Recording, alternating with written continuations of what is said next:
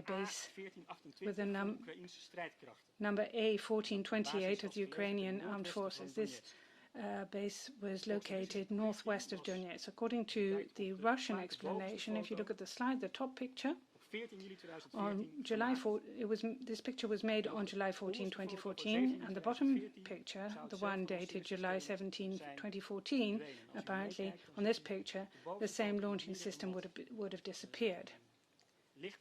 At the top you see a lighter field, you see this surface, and there you see 3 vehicles, according to the Russian ministry. In the picture, in the bottom picture, you see that one of these 3 vehicles on the left-hand side is missing. Subsequently, a satellite image was shown showing 2 Ukrainian book systems in a field south of Zaroshenka.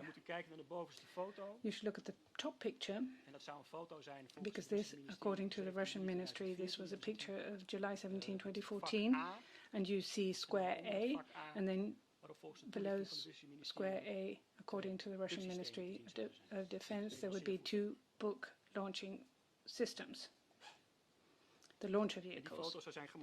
And this picture apparently was made on 17 July 2014, a picture of the same location. One day later, 18 July 2014, the one at the bottom, those 2 systems are no longer visible.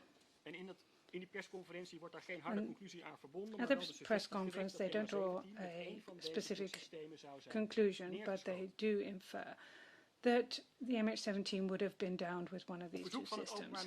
Upon request of the public prosecution, the Russian authorities provided these pictures to the investigation team.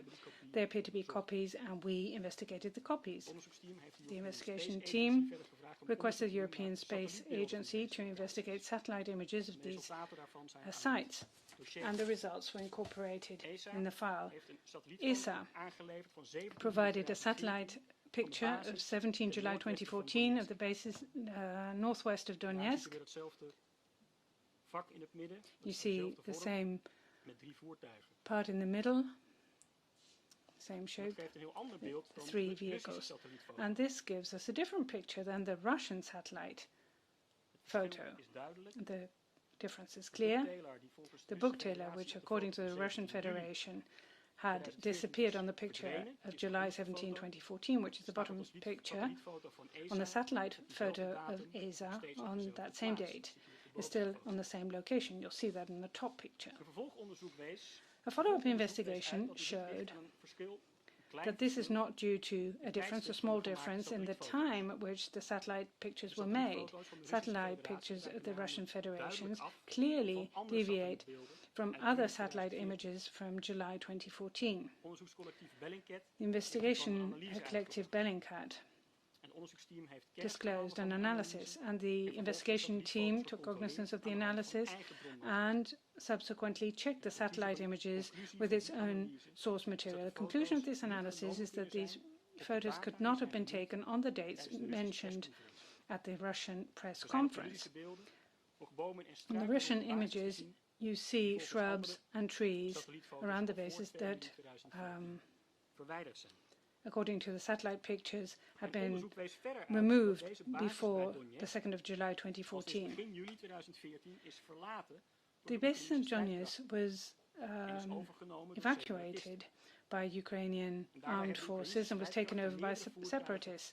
And Ukrainian armed forces left behind several vehicles, including a faulty book teller. Investigators have determined that this teller on satellite images between May 30, 2014 and September 3, 2014 is still located at exactly the same place, whereas the rotatable top part of the teller in each image is placed still in the same angle of 45 degrees vis-a-vis the bottom part of the vehicle. The book teller has been, a picture of the book teller has been taken from close by. You see this on the left-hand side and the right-hand side. You see it just behind the top arch.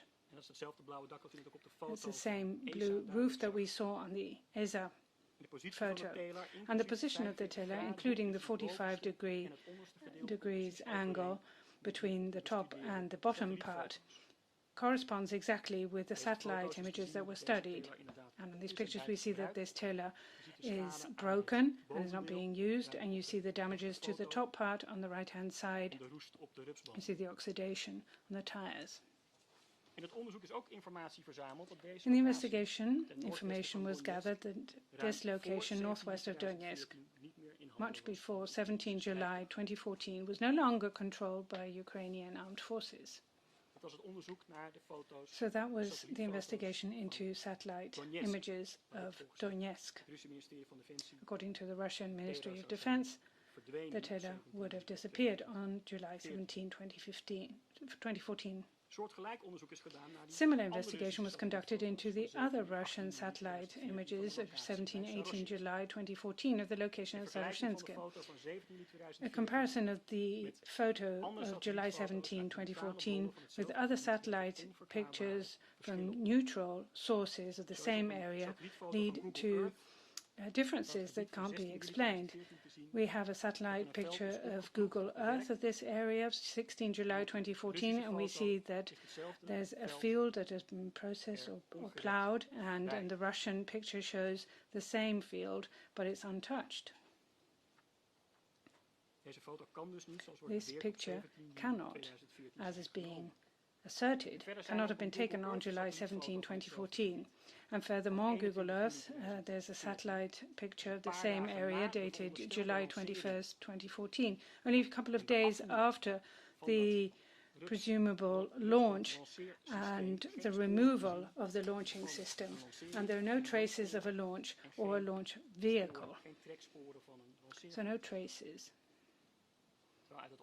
Whereas the investigation into the book system shows that if you have a launch in a dry field, there could be a fire, and that the tires of these very heavy vehicles will leave traces on this soft terrain. The European Space Agency doesn't find any indications in the satellite images of 16 and 21st of July 2014, no indications for a book launching from this area south of Zaroshensk. According to ESA, furthermore, from the 17th to the 21st of July 2014, there was full cloud coverage in this area, so no satellite images were available.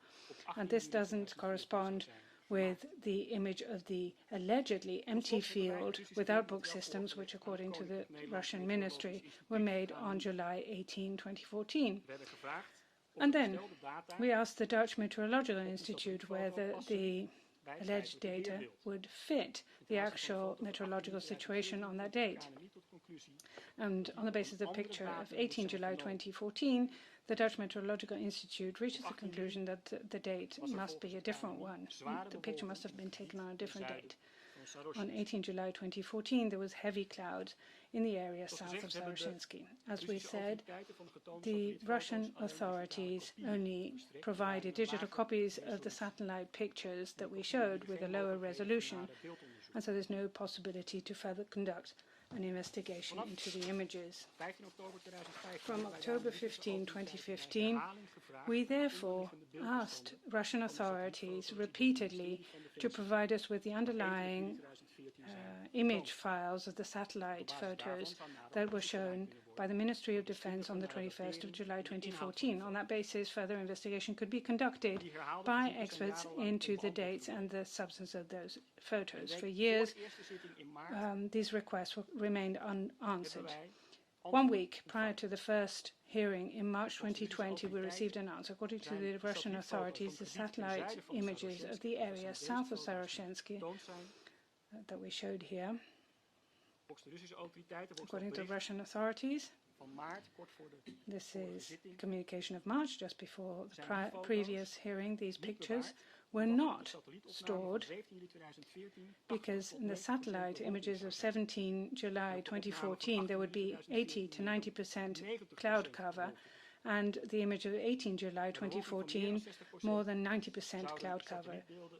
And with cloud cover more than 60%, the satellite images would not be stored according to the Russian authorities. The pictures shown at the base at Donetsk, the Russian authorities never commented on that. Another part of the investigation into the alternative scenario that MH17 was downed from the surroundings of Sarashensky was formed by a calculation of a possible firing area. And different parties paid specific attention to this specific area. And how this calculation of the firing area was done is something we explained yesterday when we discussed the forensic investigation. According to the book manufacturer Amas Ante, the MH17 must have been shot down from an area south of Sarashensky. And this conclusion was presented by Amas Ante at two press conferences on June 2nd and October 13, 2015. We mentioned this yesterday.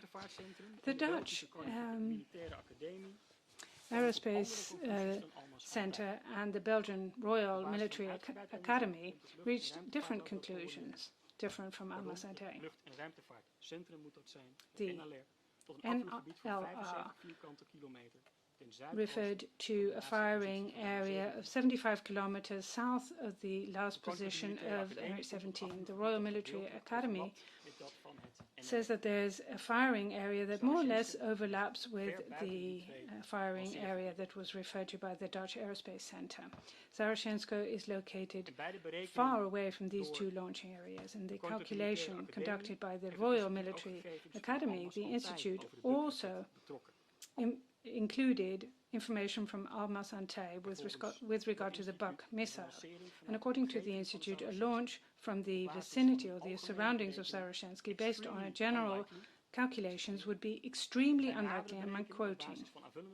A further calculation based on additional data, such as the thrust profile of the missile engine, according to the Institute, the launch from that area is impossible. Besides the investigation to the alleged satellite images of Ukrainian book system dated July 17, 2014, an investigation into the launching area, the location south of Zarashensky, soil samples were taken, and the investigation team looked for witnesses, open sources, and telecommunication data that could confirm a launch from this area from Sarashensky.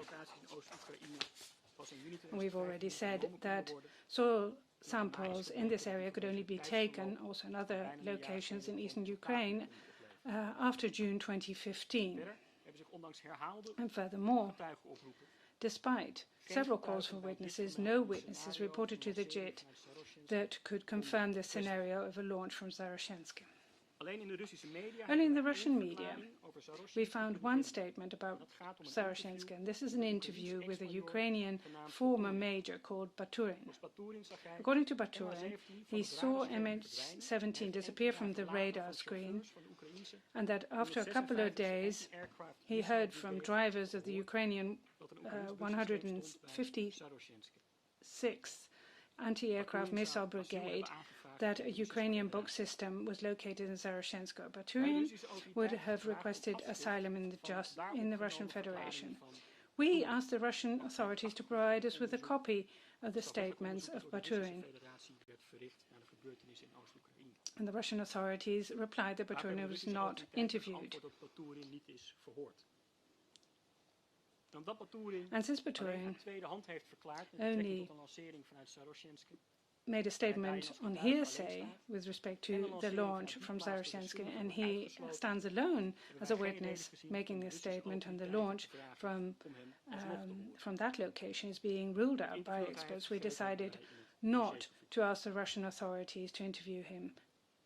And the interview that he has given has been incorporated in the file. Furthermore, we also already explained which investigation was conducted into open sources, and no messages, photos or videos were found of book systems in the surroundings of Sarashensky or the effects of a launch from that area. The investigation only led to indications to the contrary. After mentioning Sarashensky by the Russian Ministry of Defense, several journalists talked to people living in the area. These people living in the area deny and contest that a missile was fired. According to the people living there, there were no Ukrainian armed forces present there because Zarashensky was controlled by the DPR. And telecommunications don't give any indication for this scenario either. Several tapped conversations mentioned Zaroshenskoye, but this is not the location from where the Buk missile was launched. These intercepted conversations confirm the version that local inhabitants confirmed to media. There was no launch from Zaroshenskoye. And from two conversations, we see that separatists were quite surprised to have taken cognizance of the press conference of Almaz Antey. In the same afternoon of this first press conference of Almaz Antey, the presumably self-proclaimed mayor of Shatarsk speaks to a military commander of the DPR. Shatarsk is located a couple of kilometers from Zaroshenskoye. I'm going to play the fragment now. Please refresh your memory. The months July, the goings down. Do you remember? Yes, I do. There is some information appearing that the launch has been performed by an anti-aircraft defense system from Saroshinsko, being situated somewhere not far from Sharitorov. Was the territory mentioned under them or under us? Saroshinsko, yes. Saroshinsko. It was our territory. No, it was the territory of us. Was it one for sure? It was our territory for sure. Well, in any case, the UCOPs happened to enter. They were never standing or deployed there. Saroshinsko is right over there, just close to us. Well, from the place I'm sitting at, it makes it 3 kilometers. So that's why it was a surprise for me, etc. And so the self-proclaimed mayor says that Saroshinsko was not being controlled by these armed forces and that he knew for 100% that the MH17 was not shot down from there. Briefly afterwards, the same commander speaks to the mayor as being called by a man who says he's calling from Moscow, from TV, and this man from Moscow, from the television, says to the commander, DPR, that Saroshinskoye wasn't his and that their troops had not entered yet. The commander responds that this area was being controlled by them. And according to the commander, everybody now for the first time hears that there was shooting from this Это территория наша, но эта территория, чтобы вы понимали, это находится в 3 километрах от центра Шахтерска. Вот я просто вам географически определяю. 3 километра от центра Шахтерска. В Шахтерске, о том, что там кто-то стреляет, вообще первый раз все слышат. Там никого не было. Может, какой-то другой населенный пункт, он неправильно его произнес. Но если говорим об этом, это с того района никто не стрелял.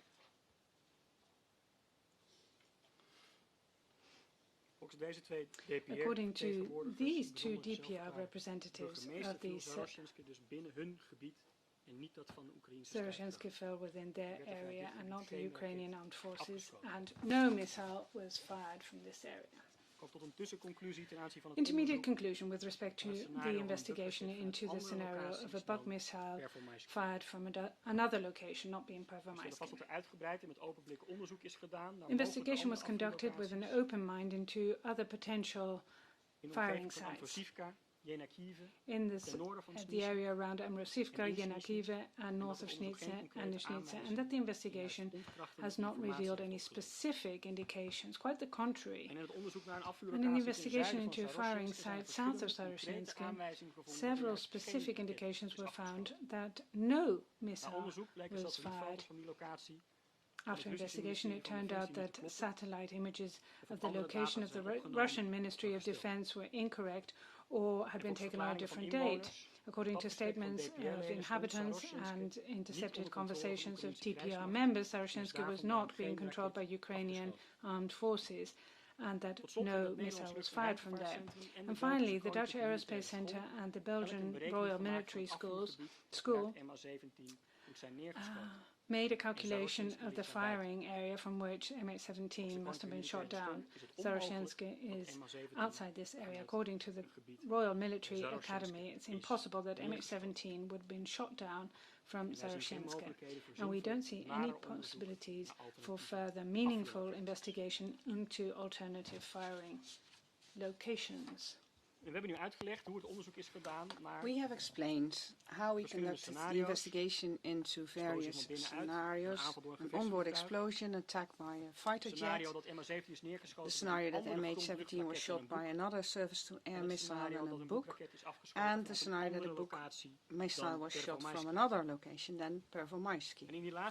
And in the final two branches of the investigation, it was already addressed that we also investigated the option that the Ukrainian and armed forces shot down flight MH17. That scenario has not just been investigated based on possible firing sites, but also by dedicated investigation into Buk systems of the Ukrainian armed forces and the origin of the probable missile parts that were found in the forensic investigation. And that is what we discuss now. On request of the JIT and the Ukrainian Ministry of Defense provided information about actual sites of domestic Ukrainian Buk systems on the 17th of July 2014. You can see it on the image. The green Buk tellers are the operational ones and the red ones are non-operational defect systems, according to information by the Ukrainian authorities. And the Dutch Military Intelligence and Security Service provided an overview of sites in and around eastern Ukraine, on which during longer periods in June and July 2014 activities of Buk systems were observed. And you see, and it is on the screen now, that same information with just on top one extra operational Buk TILA at a distance from where MH17 was shot down. So that's information by the MIVD, the Dutch Military Intelligence and Security Service. The official counter report of the MIVD mentions fixed sites of both Russian and Ukrainian Buk systems. MH17 was outside the range of these sites. Obviously, it doesn't mean that MH17 was also outside the range of all Russian and Ukrainian Buk systems, because the systems are movable. Upon request, Ukrainian authorities provided the investigation team with an overview of all the Buk missiles fired in the armed conflict by the Ukrainian armed forces. In accordance with that overview, the Ukrainian armed forces did not fire Buk missiles in July 2014 in the conflict in eastern Ukraine. The first Buk launch in the conflict is on 9 December 2014, so that's months after MH17 was shot down. We also stated that we took soil samples in Kramatorsk where that missile was fired. Open sources reveal that the Ukrainian armed forces have shot down several advanced drones in the conflict, and we have not surveyed that systematically because we do not see how it could contribute to any decision that your court will take in this case. Furthermore, we investigated thoroughly the open sources for the scenario that MH17 would be shot down by a Ukrainian Buk. First of all, by checking whether the open sources revealed specific information about Ukrainian Buk system in the possible firing zone. It did not provide leads for further investigation. Secondly, the investigation team conducted thorough investigation into open sources to find images of Ukrainian and Russian Buk tellers to establish whether these were similar to the Buk teller that was captured in eastern Ukraine on photo and video on the 17th of July 2014. We analyzed over 2,400 images of both Ukrainian and Russian Buk tellers, and it did not provide information either and similarity with a Ukrainian Buk system in the area on the 17th of July 2014. Finally, it was investigated what the origin was of two missile parts by which MH17 was probably hit. In that investigation, the Russian Federation provided information that would indicate that those parts of the missiles were from a missile that was in the possession of the Ukrainian armed forces, and we investigate that information too.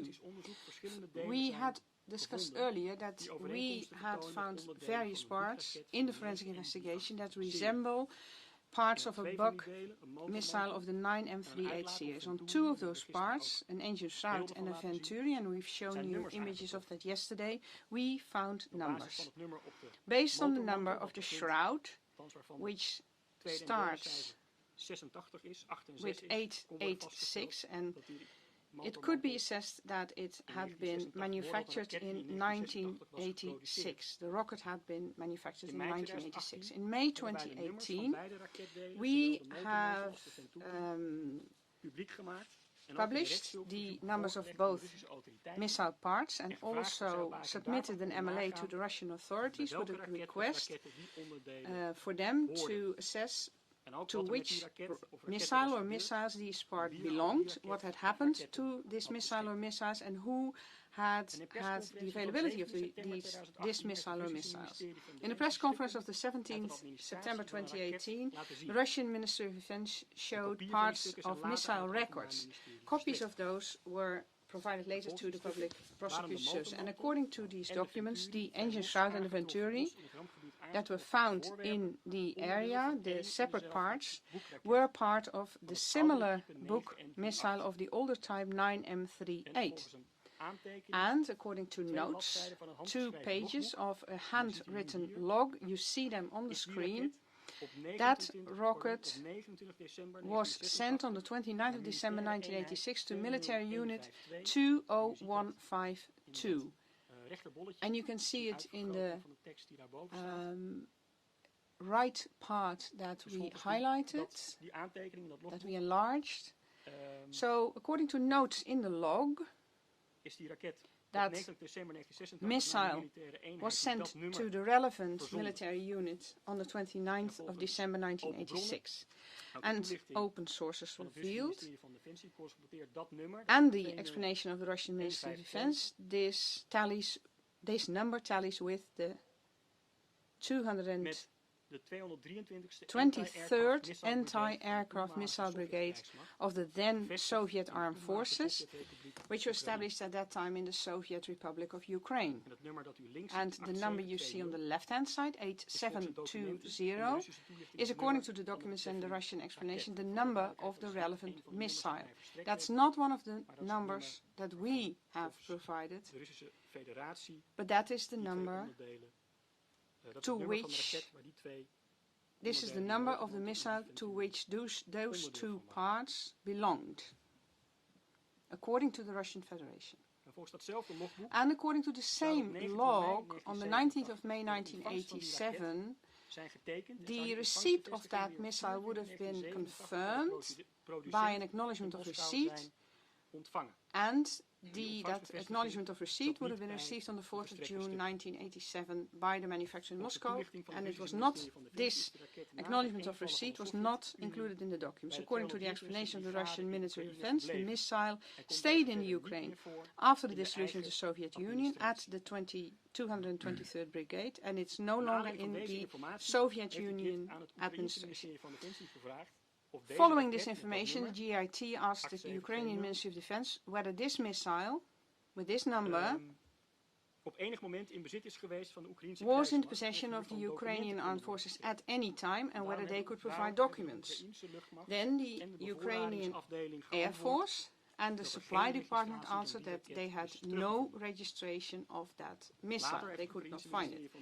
Later on, the Ukrainian Ministry of Defense provided copies of a missile log of the 223rd Brigade, the unit that had received that missile, according to the Russian Ministry of Defense in 1986. The Ukrainian missile log contains notes from the period of the 2nd of September 1991 up to the 22nd of December 2009, and it does not list that missile.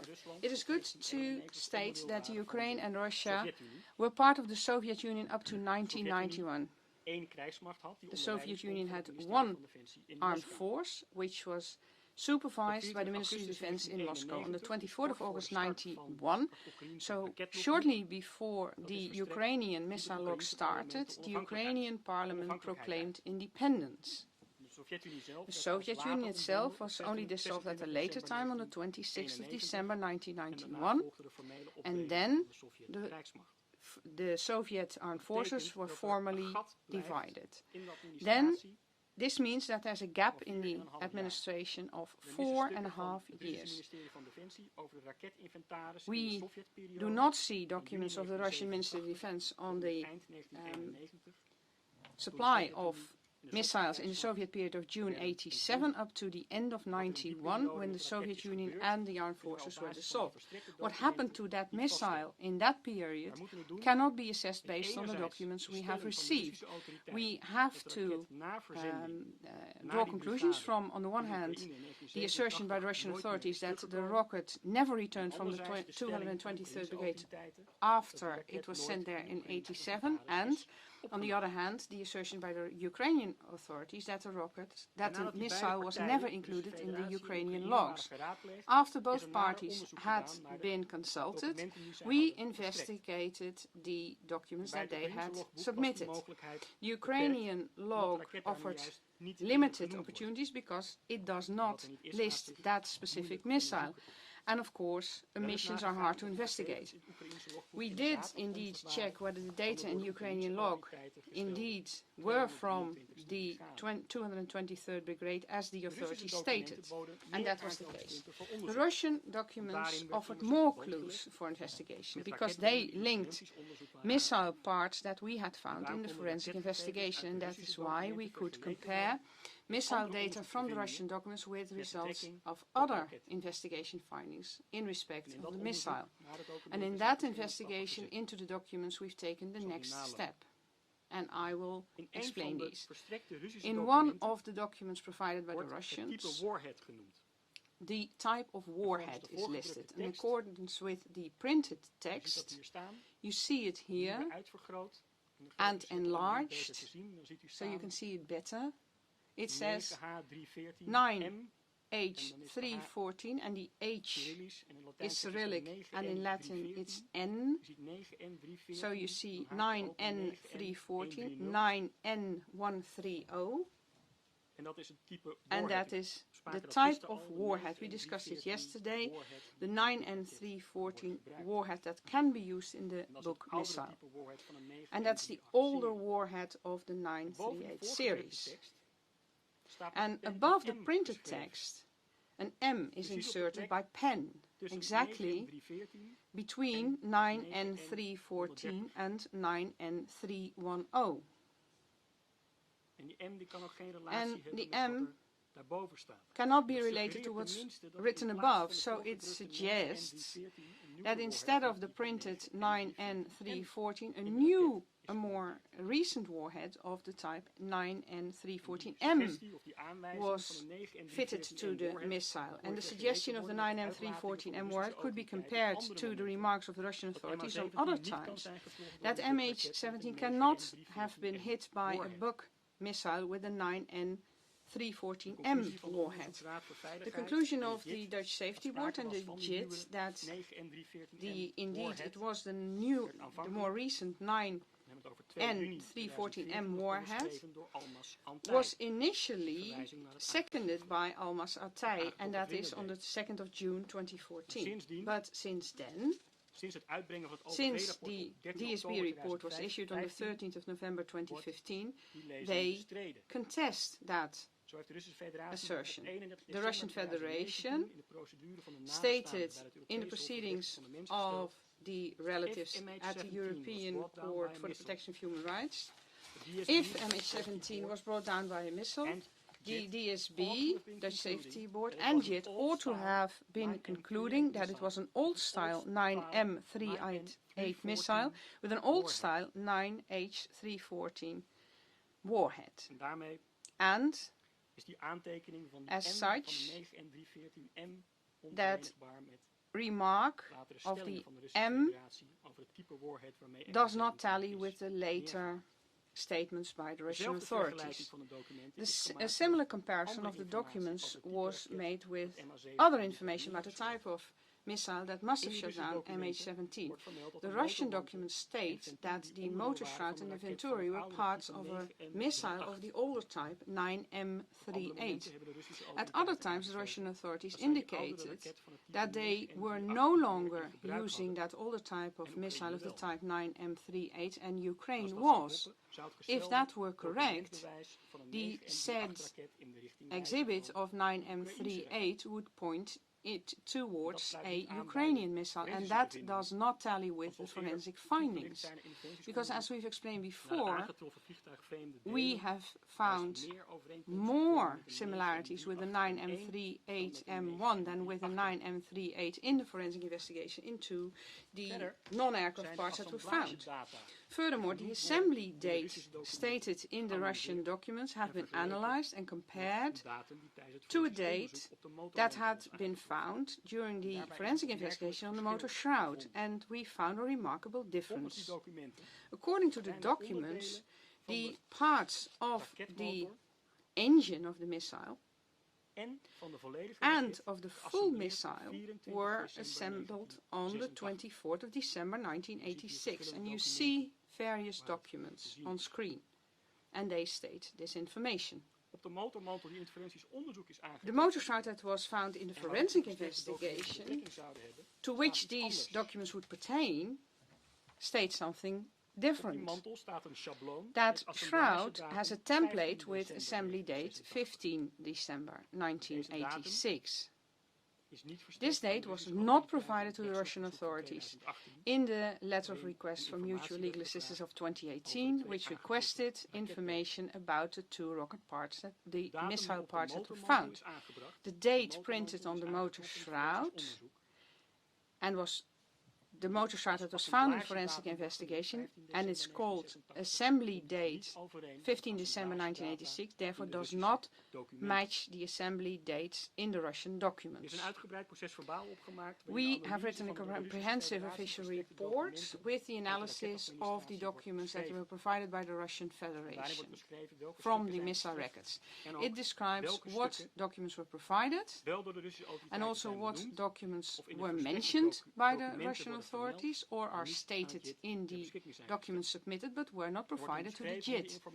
It is described how that information in the documents that were provided relates to other information from the investigation, mainly with regard to the type of warhead and the type of missile and the assembly date on the motor shroud.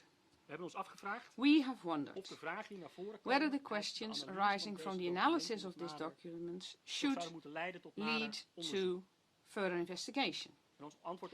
And our reply to that question is mainly determined by two observations.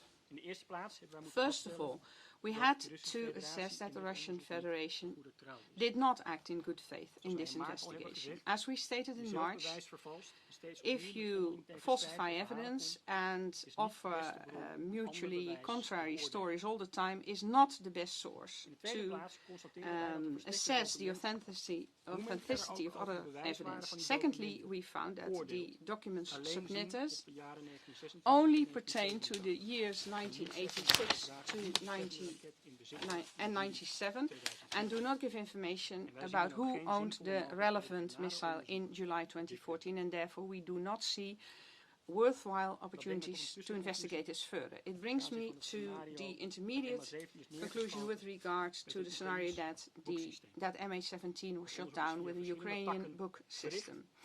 We conducted the investigation in various branches. As we discussed before, we investigated the area from which MH17 must have been shot down. Based on the maximum range of a book missile, we had found a wide zone, but it was out of control of the Ukrainian Air Force. Based on the damage to the wreckage of MH17 and the characteristics of a book missile, experts could calculate a smaller area from which the book missile must have been fired to have been able to cause the damage that we found. This area was fully out of control of the Ukrainian armed forces on the 17th of July 2014. It was also investigated what the locations and activities of Ukrainian book systems were based on information of the Dutch intelligence and security services, the Ukrainian authorities and open sources. It did not provide any clue that MH17 was within range of the Ukrainian armed forces on the 17th of July. Finally, it was investigated what the Russians asserted that the Buk missile that shot down MH17 had already been transported to a Ukrainian unit in 1986 and would have stayed there. In that investigation, it appeared that the Russian missile records are not complete, do not tally with Ukrainian records of the relevant unit, and that various parts of the Russian documents are inconsistent with findings in the forensic investigations and other assertions by Russian authorities. All in all, the only information about a possible Ukrainian bug system related to MH17 is only provided by the Russian Federation. Detailed investigation into that information has not provided any supporting evidence, but it did provide evidence to the contrary.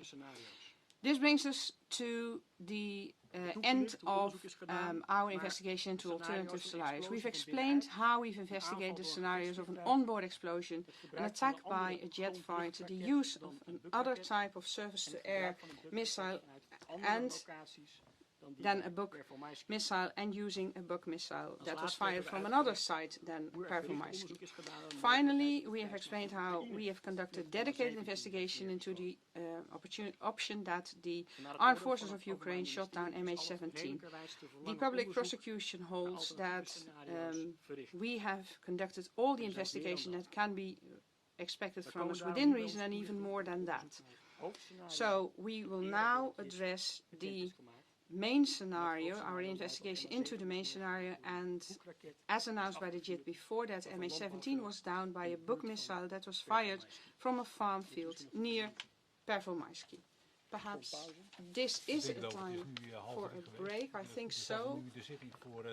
We will interrupt for 20 minutes now, and at around 5 to 3 we will resume, so we will interrupt now for 20 minutes.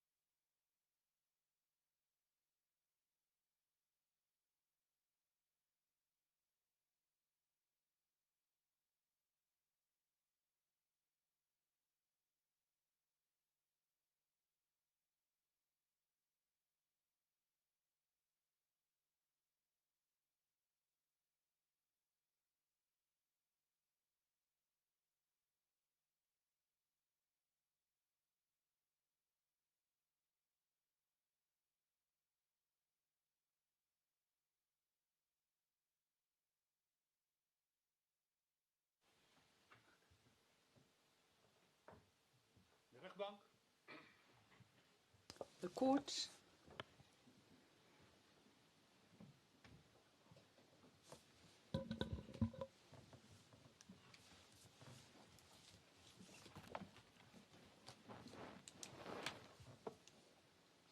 Neemt u plaats. Please be seated.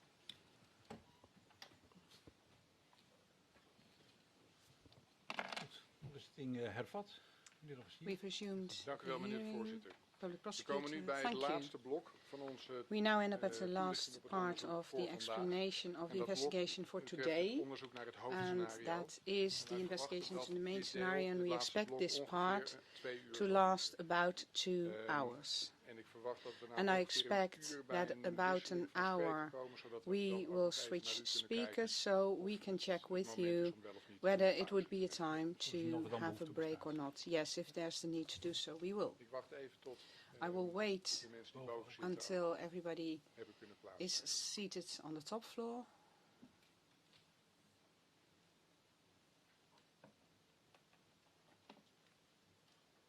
Van alle onderzochte Of all the scenario's scenarios is er in de that loop were van het onderzoek investigated, één one aangemerkt was als designated hoofdscenario. as the main scenario Dat is het in the course of the scenario dat investigation. This is MH17 the is scenario that neergehaald door een MH17 was Buk-raket die downed is by a afgevuurd Buk vanaf een missile landbouwveld that was in fired de from a buurt van farm field Pervomajski. near Pervomajski. Dit is ook het This is scenario also dat the nog vanaf de eerste scenario dag van het onderzoek that nadrukkelijk naar was voren mentioned kwam in explicitly open bronnen in en open tapgesprekken. sources as of the first day and in Verschillende tapped resultaten van dit conversations. onderzoek heeft de Various JIT results al of this eerder investigation gepresenteerd were presented op by the 28 JIT september before on the 2016 28th of en September op 24 2016 mei and the 24th 2018. of May 2018. Binnen dit hoofdscenario zijn Within the verschillende main onderwerpen scenario, onderzocht. various topics were De eerste investigated. reacties na het The neerschieten initial van responses MH17, after de shooting down aanvoerroute, de MH17, lanceerlocatie, the entry afvoerroute, route, the de launch herkomst van de site, the gebruikte exit Buk route, Taylor the origin en de of the aanleiding voor Buk het Taylor that neerschieten was van vlucht used MH17. and the reason for shooting down En hoe dat flight onderzoek naar deze MH17 and verschillende how onderdelen is verlopen, the investigation zullen wij into nu these toelichten. various topics was conducted is something that we will explain Dan now. beginnen we dus bij de eerste reacties na het neerschieten. Now, the first responses Bij de after toelichting shooting down op het onderzoek naar MH17. In the alternatieve scenario's explanation of the bespraken investigation wij into al hoe de alternative eerste scenarios, reacties na het we neerschieten already van discussed how MH17 the initial in kaart zijn responses gebracht. after shooting down MH17 were Wij mapped lieten out. zien hoe daarin al snel We de eerste alternatieve demonstrated scenario's how werden the gepresenteerd. first alternative scenarios were already Zo presented verschenen very in de soon. avond van 17 In the juli evening of the 2014 17th al of de July eerste 2014, the mediaberichten first dat MH17 messages zou appeared in zijn the media that neergeschoten door een MH17 would have been Oekraïens shot down S-300 by a raketsysteem Ukrainian of een S-300 Oekraïens missile gevechtsvliegtuig. system or En Ukrainian fighter dat jet. laatste kwam ook terug in And the tapgesprekken latter van one DPR-strijders. also appeared in tapped conversations of Ook lieten DPR wij zien dat dit fighters. niet We de also eerste berichten demonstrated waren. that these were not the first In de vroegste messages. reacties, In the kort earliest na het neerhalen responses, van MH17, immediately after werd juist downing gesteld dat er MH17, een it was Oekraïens stated militair that the Ukrainian transportvliegtuig was military neergehaald transport vanuit het aircraft had been DPR-gebied. downed from the DPR Dat werd area. bijvoorbeeld gemeld in die That tweets was van responded in the Strelkov suites Info en of DNR Strelkov Press. Info and Een DNR Press. televisieuitzending van het Russische A television live news, broadcast of the Russian een Zello live gesprek news van lokale channel, bewoners, a Zello een conversation of telefoontje van local een DPR citizens, a voorlichter telephone met by a journalist Cecchini DPR spokesperson en in with de journalist eerste Cecchini, tapgesprekken and in van the first DPR-strijders intercepted na het conversations of neerstorten van DPR MH17. fighters after Toen alle MH17 crashed. beschikbare bronnen in het When all of onderzoek the op een rij available werden gezet, sources in the werd duidelijk dat de investigation berichtgeving in were Russische aligned, en in it became DPR-bronnen clear that omsloeg the op het moment messages dat het in besef Russian and indaalde DPR dat er geen messages took a militair turn transportvliegtuig, when maar they een realized that burgervliegtuig was no neergehaald. military transport aircraft, but a En vanaf dat civilian moment werd aircraft in had been Russische en downed. DPR-bronnen As of that time, niet langer Russian and geclaimd DPR dat de sources DPR did no longer het claim vliegtuig that the had DPR neergeschoten, had maar werd shot verkondigd down a dat plane, Oekraïne dit but had gedaan. stated that Ukraine had done so. En die aanvankelijke claim That dat er initial vanuit de claim DPR een that a transportvliegtuig was transport neergeschoten, aircraft had been was shot down één from van the de eerste DPR was one of the aanwijzingen first in het clues onderzoek naar het in the hoofdscenario. investigation into the main scenario. Ik kom dan te spreken over het I will onderzoek naar now de discuss aanvoerroute. the investigation into the inbound route In of the diezelfde system. eerste fase van In het that onderzoek same first werden phase ook of the verschillende beelden investigation, op internet various gevonden images were van het found on the transport internet van of een the Buk transport of a lanceervoertuig Buk in launcher DPR-gebied. vehicle into the DPR En toen de area. beelden van dit transport When bleken the aan te images of sluiten bij this tapgesprekken transport van seemed to link up DPR-strijders, with is intercepted de keuze conversations of gemaakt DPR om fighters, diepgravend we onderzoek te chose doen to naar de thoroughly route die dit invest the route lanceervoertuig that this launcher die Buk vehicle Taylor or the had Baktila had Op het eerste gezicht had made. misschien niet zo relevant At voor de first view, it bewijsvraag doesn't seem of that het lanceervoertuig relevant door menig for raket is afgevuurd via route for A evidence of via whether route B the launcher op de vehicle lanceerlocatie that is fired a aangekomen. missile arrived on route A or In de route regel B is at de the launch precieze route site. waarlangs een wapen Normally, op de the plaats van het exact delict is route gebracht niet van along belang. which a weapon was taken to the scene of the crime is In not deze of zaak was interest. dat In this anders, case, it was omdat aan de different route van het lanceervoertuig because we could relevante link tapgesprekken relevant konden worden gekoppeld, intercepted waarin conversations werd to the route gesproken of the over de launcher aanvraag, vehicle de that begeleiding discussed the en de request, the bewaking van een escorting, zogenaamde and book the of book M. surveillance of a so-called book Dat or was weer book van M. belang voor de validatie van And de that in tapgesprekken itself was en of voor het interest for the onderzoek naar de validation of the verschillende intercepted rollen van de conversation and the personen die de investigation of the various tapgesprekken roles of the voerden. persons that had these intercepted De conversations. route was bovendien relevant The route was voor het moreover onderzoek naar de relevant for the lanceerlocatie investigation to the en launch naar de site herkomst van and het the origin lanceervoertuig. of the launch vehicle. Eerder spraken wij al Before over het we discussed lanceervoertuig the launch als de vehicle Buck as the Taylor. book Taylor. Later zullen wij nog Later, een we will toelichting geven op het explain onderzoek dat is about the gedaan naar de investigation werking that van het we Buck-systeem. Dat conducted zal into the morgenochtend operation zijn. of the book system that will be tomorrow Voor morning. nu is het van belang For om te now, noemen it dat is een of interest Buck-systeem to twee state that verschillende a typen book system has lanceervoertuigen two kent. different type of launcher Een vehicles. lanceervoertuig met een A launcher eigen vehicle radar, with its own dat radar. heet de It is called a transporter, erector, launcher and radar, which Dat is zijn de twee TLAR. bovenste voertuigen op dit These are plaatje. the top two vehicles on the En een screen. lanceervoertuig zonder And a radar. launcher vehicle De without a transporter, radar, the transporter, erector, erector, launcher and oftewel loader, de tel. or the Dat TEL, is het voertuig which op is het the one onderste gedeelte van deze below afbeelding. on the bottom of En this op de screen. foto's en Now, video's on the photos and videos of the 17 en 17th 18 and the juli 18th of July 2014 2014 that were is collected Taylor in te this zien investigation, van de you 9A310 see a Taylor of serie. the 9A310 series. We bespreken nu eerst het onderzoek We will naar de now first aanvoerroute. discuss the Die investigation is into in the beeld gebracht inbound op route. basis van verschillende bronnen. It was depicted based on various sources, telecom data, witnesses, footage and comments on social media. Wij zullen deze verschillende typen We will bronnen discuss the bespreken aan various de hand types of van een visueel sources by overzicht. means of a visual oversight. Hier ziet u de aanvoerroute This in is the Oekraïne, inbound route die in het in onderzoek Ukraine op basis van diezelfde that has bronnen die ik been net mapped noemde, out bij benadering in kaart is gebracht. approximately Vanuit based het on the same grensgebied bij sources. From the rechtsboven border op de area at afbeelding, Sud-Holdisks on the via de right gele top lijn, side, via Donetsk, along the yellow tot line, aan het landbouwveld along bij Donetsk Pervomaiski until the far neer field eronder. near Pervomaiski in the bottom of the screen. Om dit deel van het onderzoek globaal te In beschrijven, order to bekijken we een describe deel van de this in route. general, Dat is we het will look at gedeelte vanaf part Jena-Kiev, of the dat route, u which is the hier part from boven in het Jena zicht. Kiev that you see on top Op dit of the deel van de screen. route zullen wij eerst een On this algemeen part of beeld the geven route, van de we will verkregen give you a bronnen. general image of the Tijdens de sources that we inhoudelijke behandeling obtained. kan de inhoud When van we deze discuss the case on bewijsbronnen worden substance, besproken. we can also discuss the Vandaag substance of, noemen we er slechts of een these paar als exhibits. voorbeeld. Now we will only mention a few.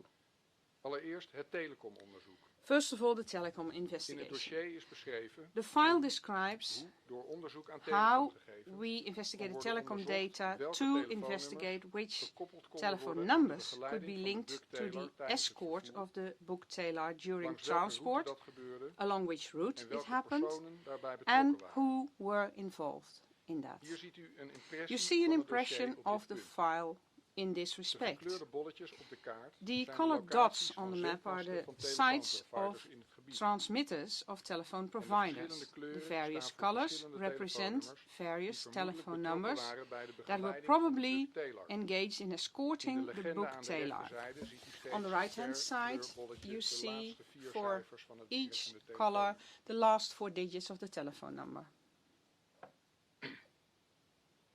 Telecomgegevens Telecom bieden op verschillende data manieren are a source belangrijke of informatie. important information in Bij various opgenomen ways. gesprekken is de inhoud natuurlijk. Conversations that are intercepted Die are inhoud geeft relevant on informatie over het substance. onderwerp van het That gesprek, substance maar ook provides us over with de information deelnemers about van the het topic gesprek that was en de discussed, but gebruikers van also de who telefoon. participated in it and who used the Naast de telephone. opname van het gesprek zelf Besides zijn er nog the andere tape of telecomgegevens, the conversation veel itself, there are informatie other kunnen geven. telecom data that provide a lot Zoals of de information, tijdsbepaling van such het as the gesprek en de timing of the locatie van de conversation telefoon. and the Die location of the locatie kan telephone. That bepaald worden aan de location hand van de zendmast can be waarvan de determined by means telefoon of the op een bepaald transmission moment gebruik mast used by the telephone at Zoals we any al given aangaven, time. is het bepalen As van we een indicated exacte before, locatie lastig, determining an exact maar location als de is telefoon difficult, beweegt, but when the een telephone route aflegt, moves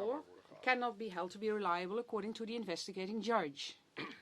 Ten aanzien van de With verklaring regard van to de the getuige statement of witness V49, V49, finally, heeft de rechtercommissaris the opgemerkt investigating dat die judge niet goed te remarked duiden is. that it cannot be interpreted De properly. verklaring die The V49 statement made tegenover by het JIT heeft V49 to the afgelegd, klopt op JIT meerdere punten niet is met not andere correct in gegevens in het various dossier. respects with other data in the De file. getuige heeft die punten in The het verhoor bij de witness rechtercommissaris has niet gehandhaafd not en geen maintained verklaring gegeven these voor de respects verschillen. in the investigation, Daarom kan ook de in verklaring the van interrogation at V49 the investigating volgens de judge, and rechtercommissaris did niet not explain the betrouwbaar differences, and therefore the investigating judge holds Dit kritische this oordeel van de witness not rechtercommissaris to be reliable. over This met name critical die laatste assessment twee by the getuigen, investigating judge, V49 mainly about the en final two V54, witnesses V49 and V54, verklaringen or van rather de I have laatste to twee say getuigen, about the statements of these toont two hoe witnesses, gedegen en hoe demonstrate waardevol de rechterlijke how toets is sound and van de how anonieme valuable getuigen in dit the onderzoek test is. by the judge Voor alle of these andere anonymous anonieme witnesses in this bedreigde investigation is. getuigen concludeert de With regard to all rechtercommissaris other dat zij anonymous betrouwbare threatened en witnesses, geloofwaardige the indruk hebben investigating gemaakt judge stated en naar that het they have oordeel made a van de reliable and rechtercommissaris credible betrouwbare impression verklaringen and hebben that they have made a reliable statement as the investigating judge holds.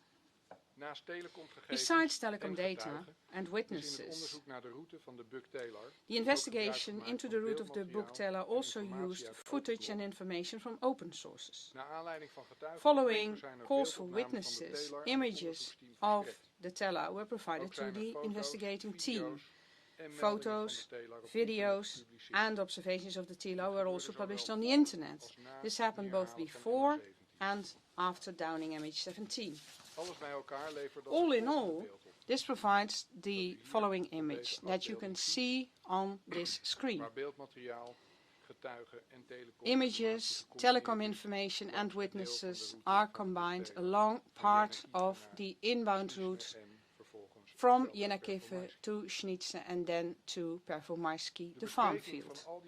The discussion of all this collected evidence will be discussed when we discuss the case on substance. Now we will only mention two exhibits, a video and a photo of the book teller in Donetsk. By discussing these two examples, we provide insight in the first phase of the investigation and the manner in which we validated sources of evidence. We start with a video along the Makievka highway in Donetsk. First, we mentioned that the first specific leads into the investigation into the main scenario were the images of the book transport that were published on the internet. One of these is the image of a Volvo low loader that transported a book tiller. This image is known worldwide by now. Later in the investigation, it became clear that this was a screenshot from a video. We will now explain how the investigation into this photo or this image and later into the underlying video was conducted. This image was published on the 24th of July 2014 by the French magazine Paris Match. On the side of the truck, and you can see it now in the white circle, there is a big yellow sign with a telephone number. By means of this telephone number, we could find out which company owned this truck. It appeared to be the company Budmekanizatia in Donetsk. The owner of this business was heard early August 2014 as a witness. He stated that his business had been taken over by armed fighters of the DPR as early as 8th of July 2014. On the image that you saw on the 17th of July 2014, he recognized his truck and his low loader.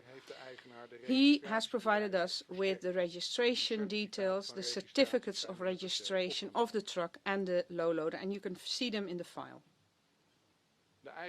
The owner also had a so-called proof of seizure of his company. That had been issued on the 8th of July 2014 by an armed DPR fighter with call sign Batia when he seized the business in the name of the DPR. And that document was submitted by the witness to the JIT too. You see the document here, and you see that the name and the telephone number of the owner and also the signature of the DPR fighter have been blackened. In the file, you do indeed see the name and that signature. In dit stuk staat het The document says the following. het bewijs van overname Proof of takeover afgegeven aan, issued to, dat is dan de naam van and de that's the eigenaar, name of the owner, omdat zijn because his mechanisatiebedrijf mechanization nummer 1, company number bestaande 1, uit een bedrijfsterrein which en een owns administratiekantoor, company grounds and an tijdelijk in administration gebruik office, wordt genomen will ten be behoeve van de taken up volksstrijders temporarily for the benefit of the People's Fighters DPR to locate their vehicles and staff.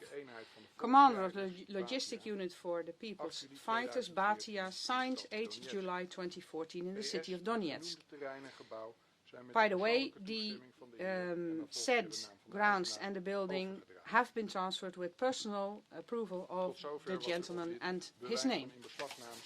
So far, this is what this proof of seizure says. The owner also had screenshots of video footage that the security cameras of his business had recorded on the 8th of July 2014, and these were also added to the file. Besides the owner, another staff member of the business was interrogated, and he was also present on the 8th of July 2014. In December 2015, an armed fighter of the DPR with call sign Batia was apprehended in the Ukraine. He appeared to be the one that had signed the proof of seizure that you've just seen, and this Batia was also heard as a witness. In his own name, he made a statement about the takeover of the business and the role he played in that. Furthermore, it was investigated what the telephone data of the owner of the business and the Batia demonstrated. These telecom data could be compared to their statements about the takeover of the business on the 8th of July 2014. The investigation into the telecom data also provided information about the position of Batia in the DPR. As such, a telephone conversation was found on the 7th July of 2014 in which Batia introduces himself as a Deputy Commander of Support and Logistics. The investigation into the Volvo truck on this footage of Paris Match provided a lot of information to validate this footage. But that doesn't bring us to the end of the story for this picture. In 2015, the investigating team received a video, which this photograph comes from. The video images were investigated in order to ascertain the time and place of recording. This was done in a number of ways. For example, characteristics and the name of a video file contain information regarding the date, time and GPS location. The place of recording was also investigated by comparing the images in the video with those of Google Street View. In this way, it is possible to see that the video was recorded at a parking area at one end of Highway 21 in Donetsk, traveling towards Makayevka. A KNMI expert also evaluated the video in order to see the time of recording, using the weather and things such as the length and direction of shadows shown. The video, together with other images collected in the course of the investigation, was put forward to forensic experts of NFI in 2016 in order to ask them whether there was any indication that the images might have been manipulated. The forensic experts evaluated the videos, checking such things as shadows, perspective, light direction, focus, representation of colors, and the edges of objects in the video, and they found no evidence of manipulation of the video.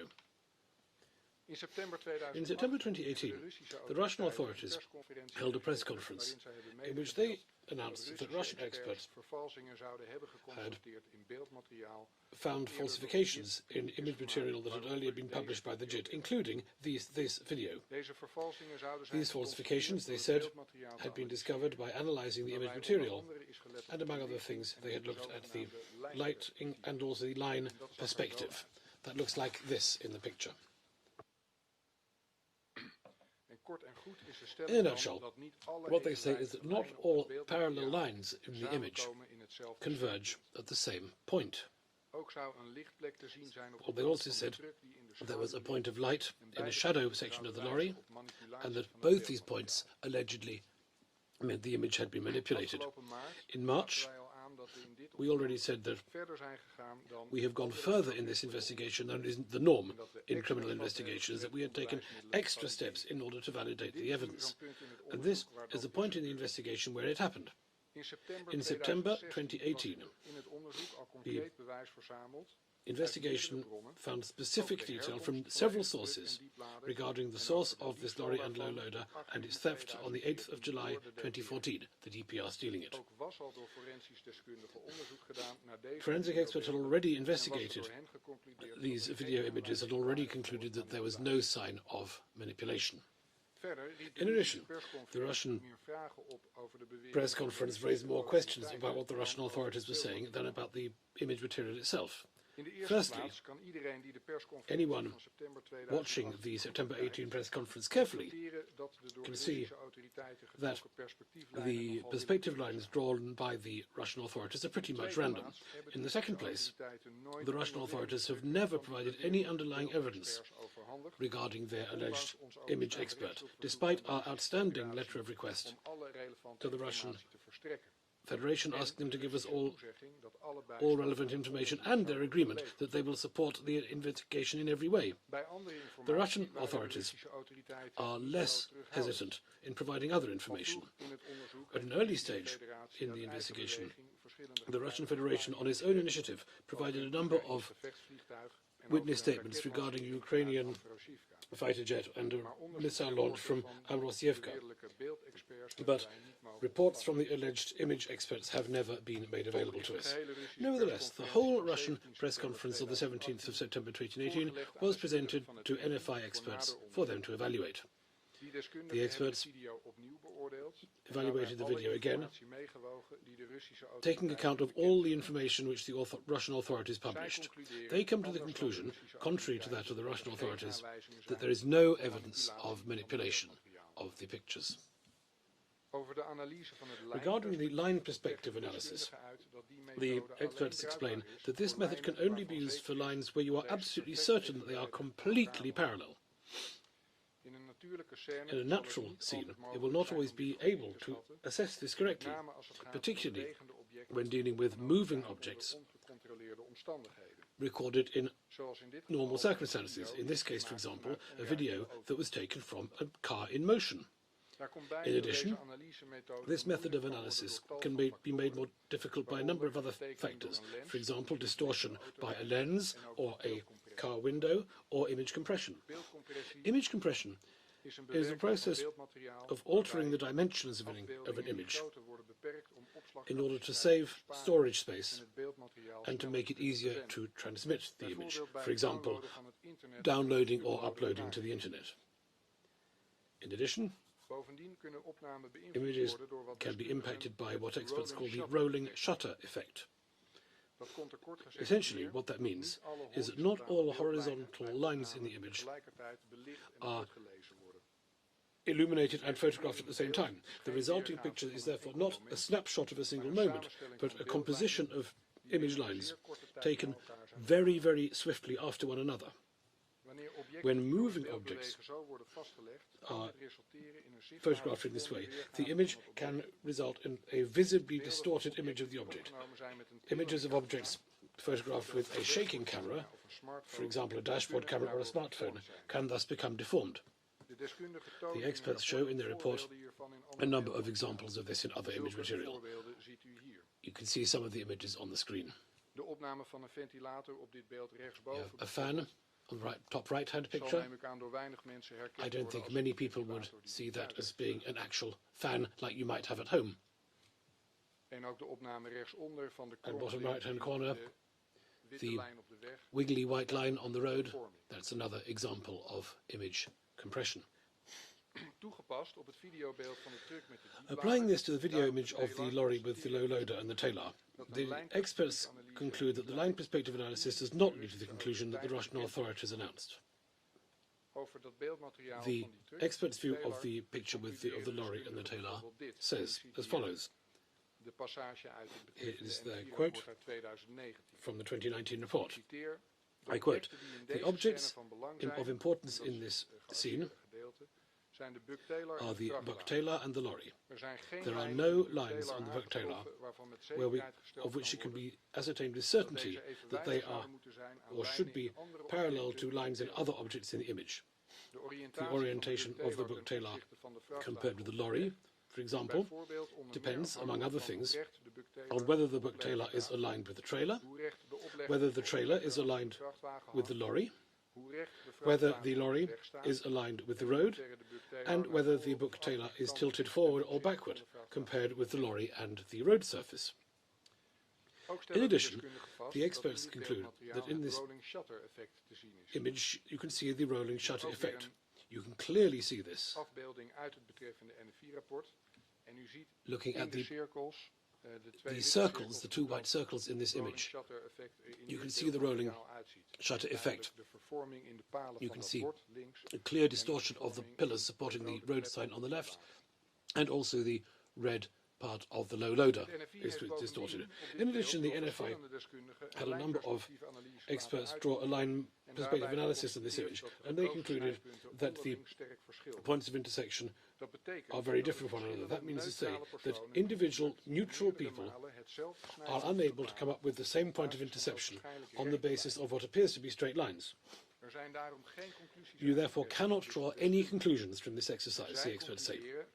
And they conclude, again, a quote from their report, an NFI report, on the basis of everything I've said. From the observations above, it is clear that the perspective analysis of this image material is not usable in order to assert that the video file has been manipulated. The other positions of the Russian authorities regarding the image material have been investigated, and here the experts of the NFI conclude as follows. There are no discrepancies in the shadows of the bucktailor and the lorry and trailer combination on the road regarding form, direction or colour. The lorry with the camera is driving alongside the bucktailor and the lorry-trailer combination, which means that the appearance changes as you pass through time. There are no hiccups, inconsistencies or errors in perspective.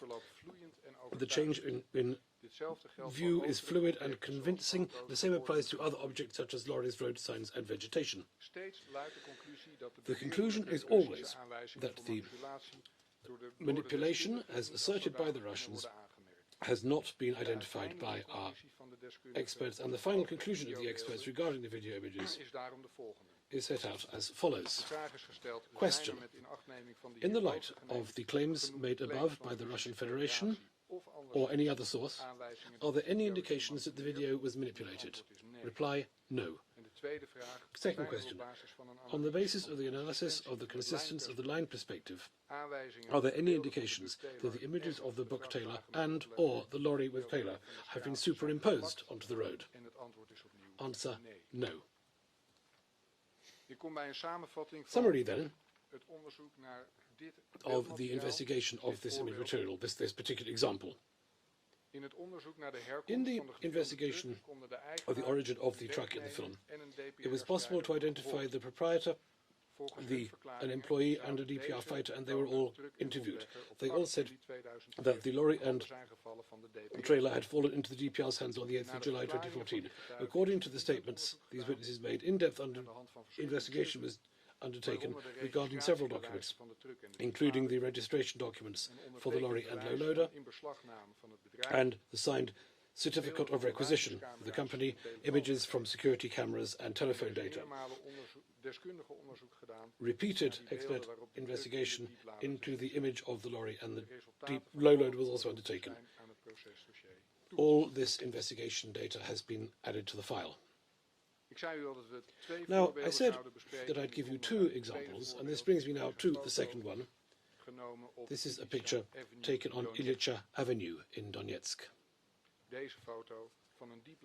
This is a photograph of a low loader with a bucktailor. Now, we talked about the investigation into this photograph very briefly on the 10th of March, and now I'd like to take you step by step looking at the pictures in order to give you an idea of how the investigation is carried out. In July 2017, after several calls for witnesses, someone emailed a photo to the investigating team. The subject line of the email was Book M. Makievka.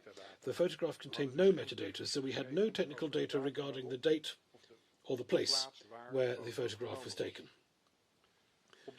The photo also shows another vehicle. Next to the low loader with the trailer on is a dark-coloured Volkswagen T5 van with a blue flashing light. On the video, which is already in the possession of the JIT at that point, you have a similar dark-coloured bus with a flashing light next to the low loader with trailer. And as I said, the subject line for this email was Makievka, but that doesn't tell you when the photograph was actually taken. There's also the need to validate this as a priority. The power of the internet community became clear repeatedly in the course of the investigation, and that is why the JIT published this photograph on the 19th of October 2017 with an appeal for information about the image, the vehicles shown and the location. Very quickly, the investigating group Bellingcat announced that the photo had been taken on a street Ilitcha Prospect, translation Ilitcha Avenue, opposite the barber's shop at number 78 in Donetsk, not in Makievka. The JIT also carried out investigation into the photo location, and on the basis of its own material and open sources it came to the same conclusion. This location was also found in social media. On the 17th of July 2014, a statement was made saying that people had seen a book transport and members of a militia in Donetsk, and specifically on Ilitch Avenue. For example, here's a tweet you can see in front of you, saying a book of Petratska in Donetsk at the intersection of Ilitch Avenue, surrounded by militiamen. And this is allegedly at 9:15 in the morning. In addition, experts carried out further investigation of this photograph. The Dutch Forensic Institute, NFI, scrutinized the picture and determined that there is no evidence of any manipulation. Then, the Royal Netherlands Meteorological Institute, KNMI, compared the weather shown in this picture with the factual weather on the 17th of July 2014, and the weather matches. On the basis of the angle of sunlight in the photograph, the KNMI has ascertained that if the photograph was taken on the 17th of July 2014, then it probably happened between 8:48 and 9:32 a.m. local time. The KNMI did make a remark concerning the shadows in the photograph. The direction of the shadow under the white car, you can see that at the bottom right-hand corner of the picture, is not compatible with the direction of the other shadows. The KNMI says this can be explained by a number of shadows coinciding. Nevertheless, this was grounds to present the photograph to the NFI once again, and the NFI, the Dutch Forensic Institute, was then asked whether there was any indication that the bottom right-hand corner of the picture, particularly concerning the white car with the black shadow, could have been manipulated. The NFI replied that there was a simple explanation for the direction of the shadow, which was simply that it could be a composite shadow. For example, it should be a shadow of the car and the shadow of a branch of a tree or an uneven road surface. The NFI therefore did not change its earlier conclusion that there was no indication of manipulation of this photograph. Earlier, we were telling you that we've always evaluated the reliability of individual pieces of evidence, and they are always evaluated in connection with other sources of information. This photograph was no exception to that. In addition to the photograph itself, the investigating team investigated the photograph in the light of telecoms data. Here, the time set by the KNMI was the starting point. At the same time period, estimated by the KNMI, between 8:48 and 9:32 a.m. local time, telephones of two possible people accompanying the Taylor transport were in contact with communication mask in Donetsk, and in particular in Alichka Avenue. They are the user of the telephone number ending 1455 between 9:08 and 9:37 in the morning, and the user of the number ending in 0785 between 9:23 and 9:48. The content of the conversation held by the user ending 1455 held when his telephone contacted the transmitter mast on Ilitcha Avenue 111 at 9:08:26 on the 17th of July 24. This accompanying person then says to his party in this conversation that the book has arrived in Donetsk. At the time of the same telephone conversation, the book accompanist is said to another person who's clearly close to him, and I quote an English translation of his conversation: "We need to stop. Let's stand in the left lane. Occupy all of it. Stand in the left one. In the left one here." End of quote. The telephone remark could then be compared with the tweet I mentioned before and with the photograph, in which you can see that the book Taylor and the black van are next to one another on the two left-hand lanes.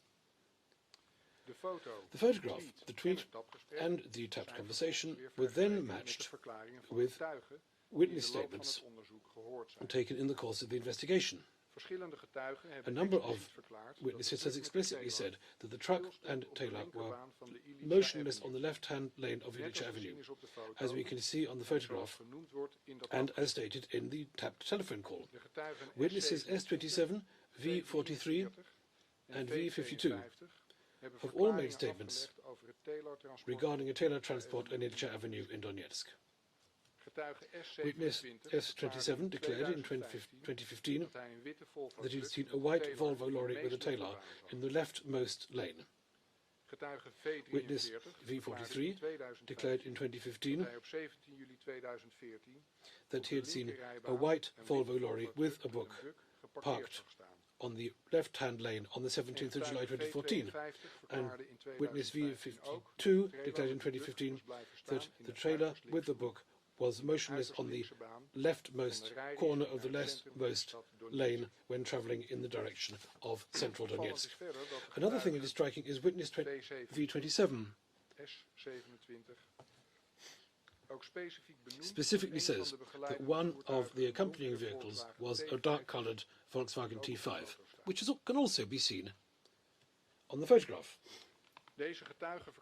These three witness statements all date from 2015, amply before the photograph was published in 2017.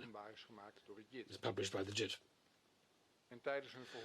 During the interview with the investigating judge in 2019, the V witnesses, V43 and V52, repeated their assertion that they had seen the vehicle on the left-hand lane, and the investigating judge assessed the reliability of their statements as explained earlier. In summary of the investigation in this example then, it goes like this. The authenticity of the photograph of the Taylor on the low loader and a dark-coloured Volkswagen van were thus tested on the basis of location, from open sources and from expert assessment. In addition, the content of the picture was compared with other sources of evidence, such as social media, telecom data and witness statements. This, therefore, is a good example of how individual sources of evidence are validated in the investigation with public calls for assistance when required. We're now going to move on. If you'd like to have a break at this point, President? I don't think so. No, please just carry on.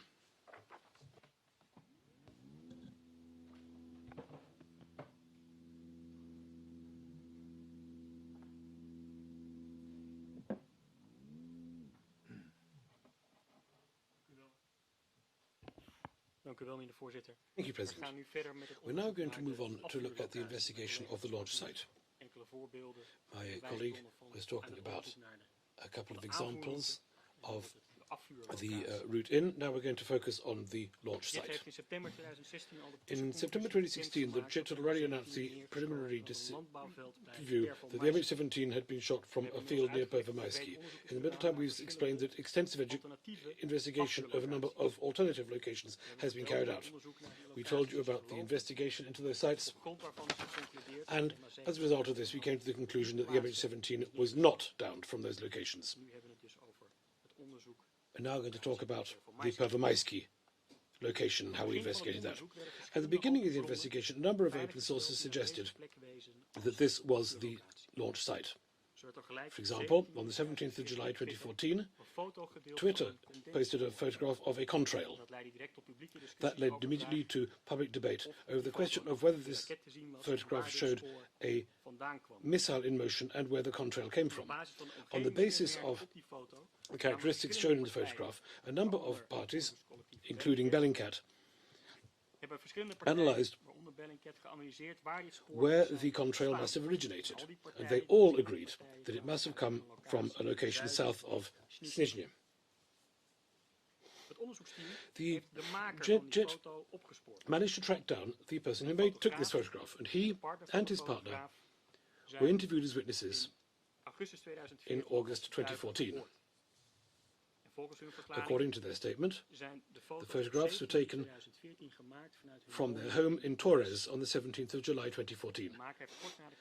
The photographer said that shortly after the crash he had taken about a dozen pictures, including the contrail and the smoke arising from Hrabove, and photographs of a contrail moving in a different direction. Here are some pictures. The photograph on the left is the contrail. You can't really see it at distance. I'll come back to that in a moment. You can see it better from close up. And the second photograph is a smoke cloud coming from Hrabovo, according to the witness. And that is the crash area.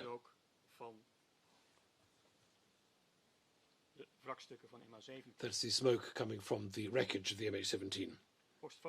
According to the photographer and his partner, the contrail passed over their home, and by examining the direction in which these photographs were made and a number of circumstantial features and the observation of a person known to the photographer came to the conclusion by himself that the contrail must come from a location south of Snizhny.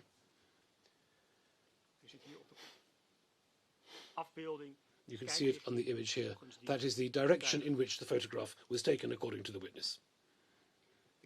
The camera and memory card of the witness were taken in for evidence. Initially, it was found that the system time and date were the correct date and the time in Ukrainian summertime.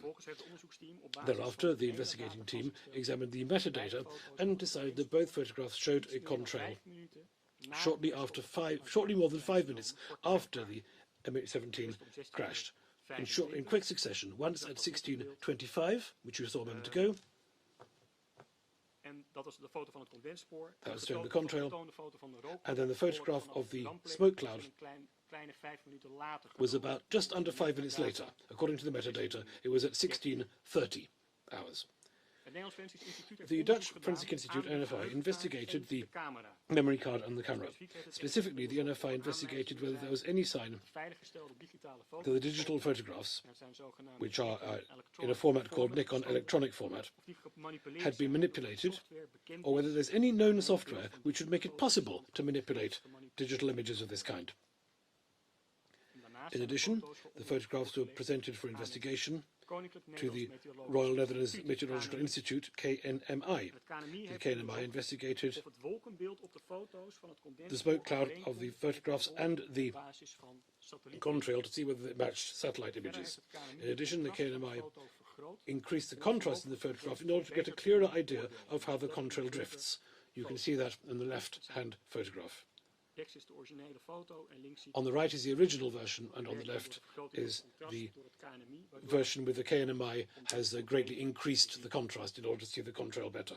The KNMI concluded that the contrail was not a natural cloud and could not have come from a high-altitude aircraft. According to the KNMI, the trail is drifting upwards. Finally, the KNMI investigated the time and direction of the photograph on the basis of the weather and wind direction on the 17th of July 2014.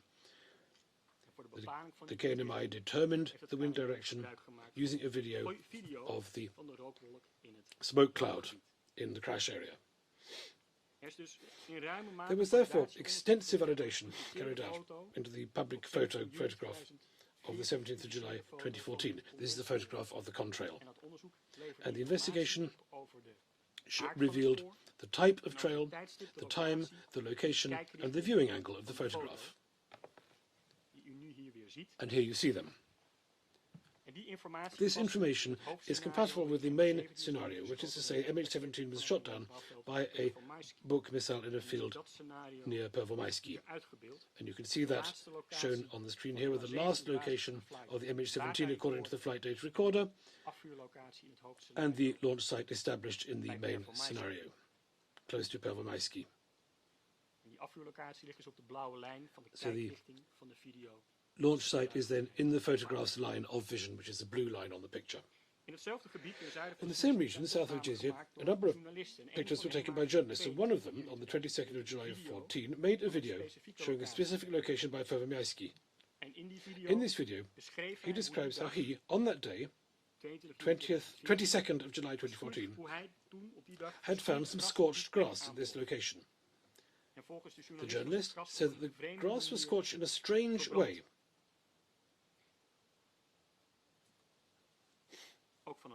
Another journalist also took photographs of the same location. In the investigation, this site is known as a scorch site. In addition to information from journalists, the investigation team also consulted intelligence services. As we said earlier, the American embassy in Kiev placed an image on Facebook on the 22nd of July 2014 depicting the course of a Buk missile coming from the ground near Snizhny. Just before that, the President of the United States and Minister of Foreign Affairs had already said that the missile was proved and detected coming from DPR territory. We talked about that earlier when discussing satellite images. We had the formal confirmation late in 2016 of the American intelligence services detecting a Buk missile being launched approximately 6 kilometers south of Snizhny on the 17th of July 2014. In September 2014, the Dutch Military and Intelligence Security Service produced a report identifying a specific location as a possible launch site. This was the same location as the Scorch site, which you can still see on the screen now.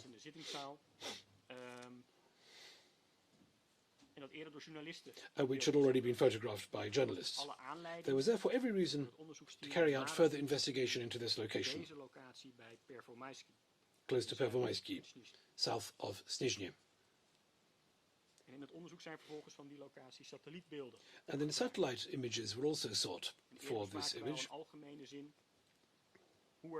We were discussing earlier how satellite images were investigated in normal terms in order to see signs of missile launch, such as fire damage, changes in vegetation, and signs of vehicle movement. Here we saw that there were no satellite images of this place available for the 17th of July 2014. There are images of the 16th, 20th, and 21st of July.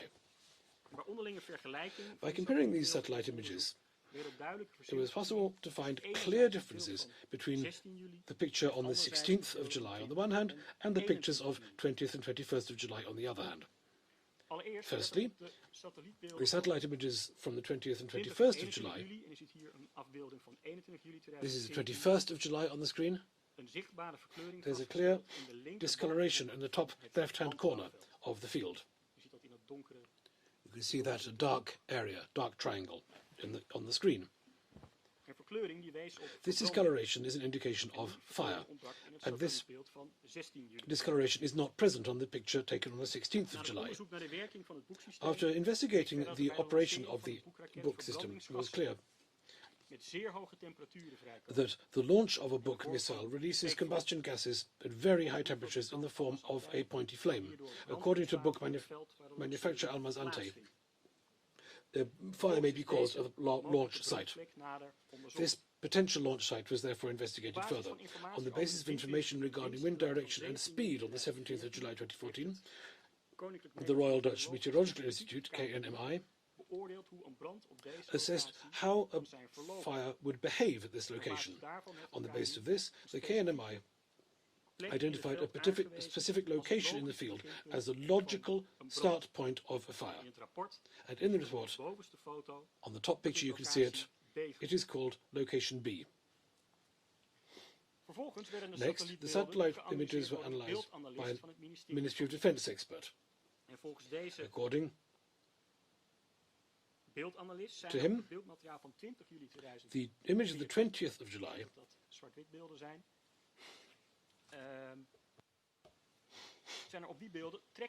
surely closed tire marks which were not present on the 16th of July image. You can see that at the top.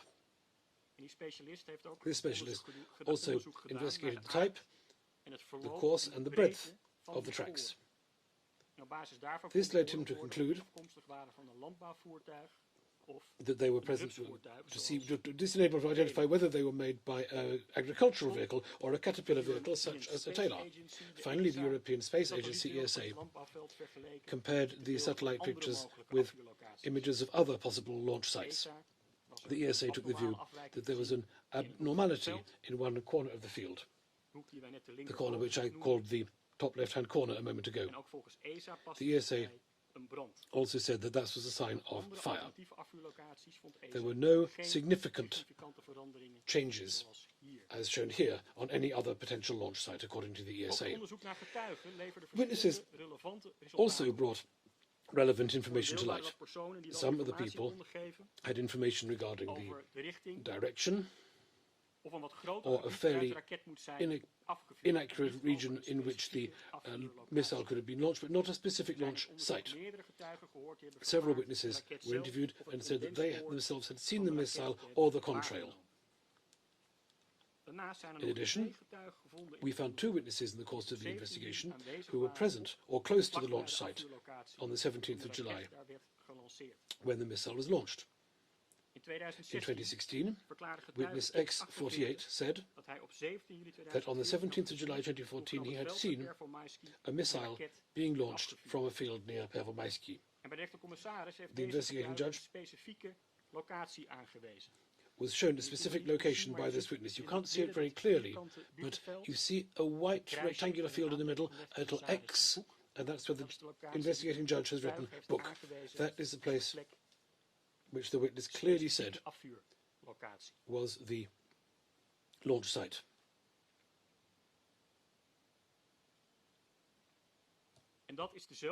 This is the same location that the KNMI had identified on the satellite photograph as being the start point for the fire. That's location B on the top photograph. You can see location B on the upper picture, and you see a bit of a green field, which you can also see in the lower picture, and a road passing by.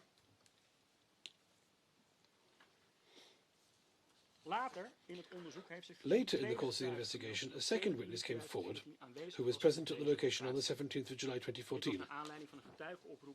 This was because the JIT had issued a call for witnesses. This witness, M58, was an armed combatant in the DPR and made a full statement regarding the launch.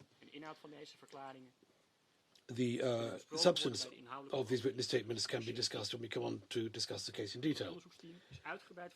The investigating team carried out extensive validation of M58's witness statement, and among other things they compared what he said with information from other sources, and the result of their analysis is on file. Here again, the investigation into the Sonchlight telecom data was used. There was a tapped call on file in which separatists discuss together how they have seen a missile in flight. In addition, the route and the direction of the book Taylor, which was identified on the 17th of July, was very close to what the investigating team had identified as the launch site on the basis of other sources. A number of tapped conversations explicitly mentioned Pervomaisky as being the destination of the book missile. On the basis of telecom data, we also investigated persons who were probably close to the launch site near Pervomaisky on the afternoon of the 17th of July 2014 and the evening. And we can come on to discuss the details of that in due course.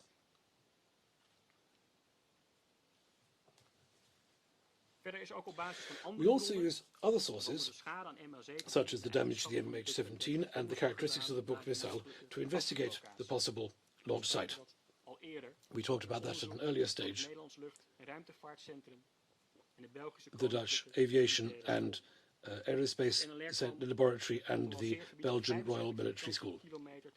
They identified a launch area of 75 square kilometers to the southeast of the last position of the MH17, and the field of Pervomaisky is within that region. The Belgian Royal Military Academy came up with a launch region which partly overlaps with that one identified by the NLR, and the field we identified is partly in that location. In particular, the Academy has witnesses saying there was a field located within the NLR and just outside the field, outside the region identified by the Belgian Royal Military Academy. Summary then, regarding the investigation of the launch site in general terms.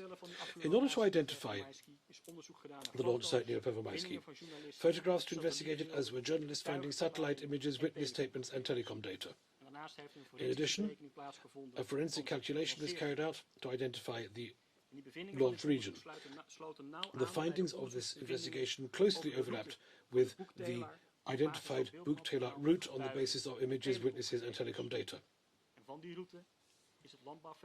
And that route terminates at the field near Pervomaisky. All of this were reasons for the JIT to publish its interim conclusion in September 2016 that the MH17 had been downed from this location. An investigation was also conducted into the outbound route of the Boek-Taylor, and the same applies here as in the inbound route. Determining this route, as well as determining the time at which the Boek-Taylor passed, could lead to new witnesses and identification of persons involved in downing MH17. And this part of the investigation, just as in the inbound route, could provide information with respect to the origin of the weapon. Findings concerning the outbound route could help to assess the evidentiary value of the inbound route and the firing site of the missile. I'm going to show you the full outbound route in the main scenario. This is the route from the field at Pervomaisky toward the border at Severny. And here once again we see a general image. We give you general information on the sources, telecom data, and then witness statements, and finally a video. You see that at the top, Luhansk. And together, this paints the following picture, the following evidence.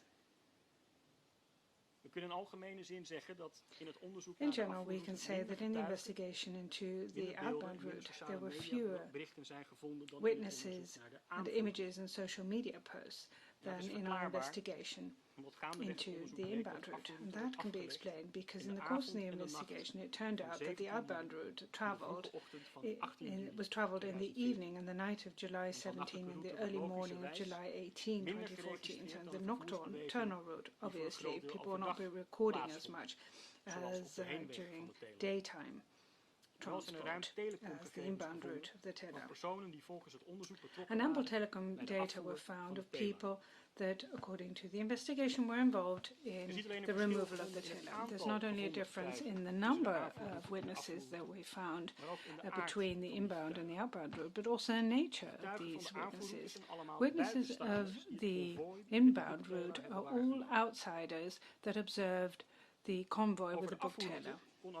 As far as the outbound route is concerned, also an insider could be interviewed, one of the DPR fighters that himself was involved in the removal of the teller and could tell us more about it than the witnesses that had observed the transport as outsiders. This witness, S21, you see him on the left-hand side, the image.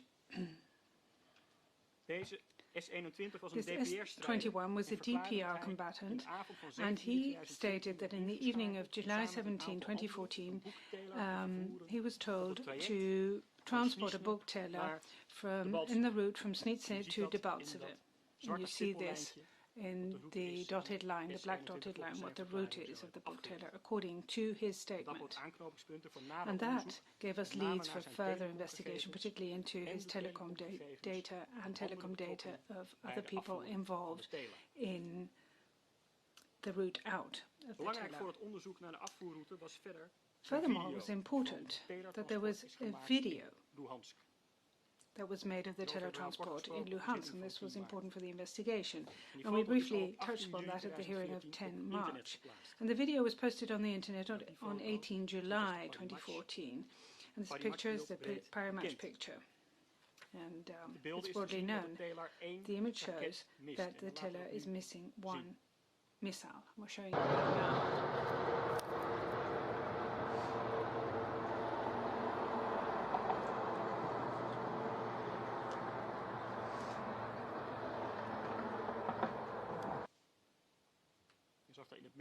In the middle, you saw that there was one missile missing. And this video was also subjected to extensive and detailed validation investigation. This is one of the images of which the Russian Ministry of Defense on 17 September 2008 alleged that it would have been manipulated. Well, at the hearing of March 10th, we pointed out that this same Ministry of Defense, earlier on the 21st of July 2014, had shown the same image and had said that it was correct, but that the picture would have made in Krasnoyarsk, which is a town that was controlled by the Ukrainian armed force. With that, they intimated that the Ukrainian armed forces had used this teller in order to down MH17. We also discussed earlier that the Russian Ministry of Defense had deduced this location in Krasnoyarsk, from an alleged address on a billboard. In the same video, you just saw it on the video, whereas the address could not be seen on this video.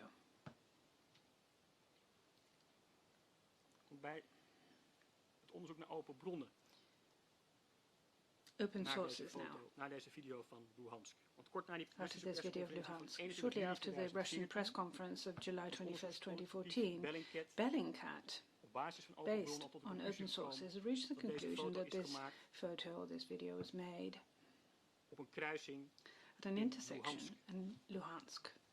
And on July 24, 2014, so that was 3 days after the press conference, Bellingcat referred to a photograph that an inhabitant of Luhansk had made of the same billboard and had shared via LiveJournal. And on this photograph, the billboard is depicted very clearly, and there's no address whatsoever of a car company. You see this in the photograph at the bottom. The bottom part of the bottom photo. This is a photograph of the billboard made by an inhabitant of Luhansk, and the top photo was shown by the Russian Ministry of Defense. And encircled the text that, according to the Ministry of Defense, could be seen there.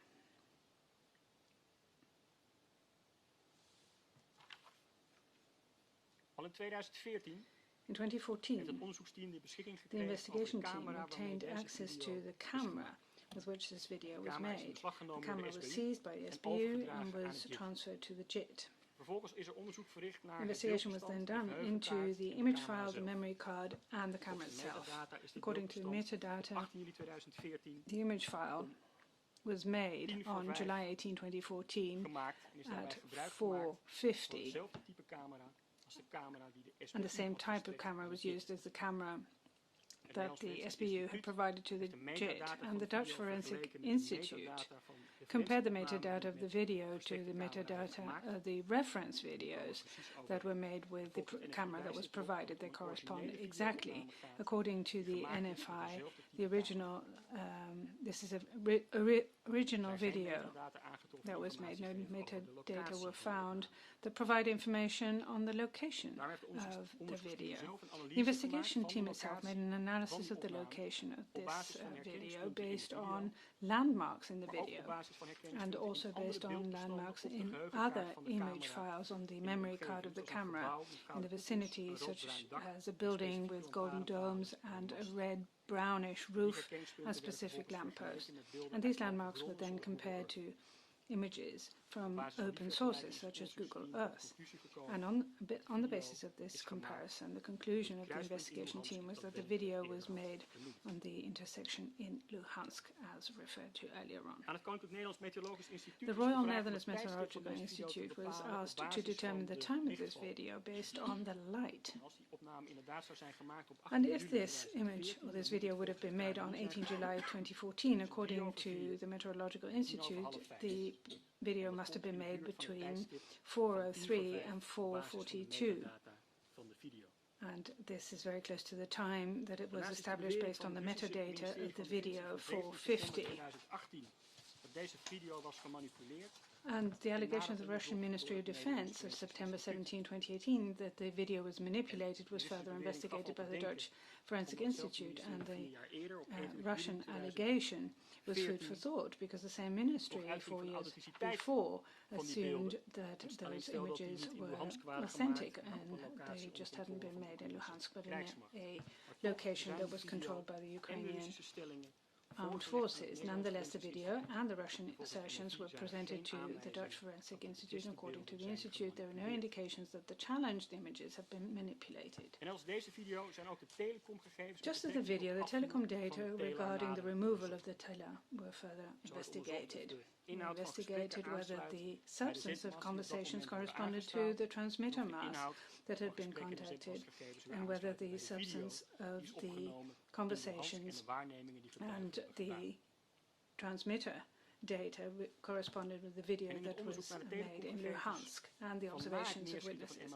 In the investigation into telecom data after the downing of the MH17, we further looked into one specific telephone number, and this is the telephone number 380633426335 that seems to have been used by someone accompanying or a crew member of the teller.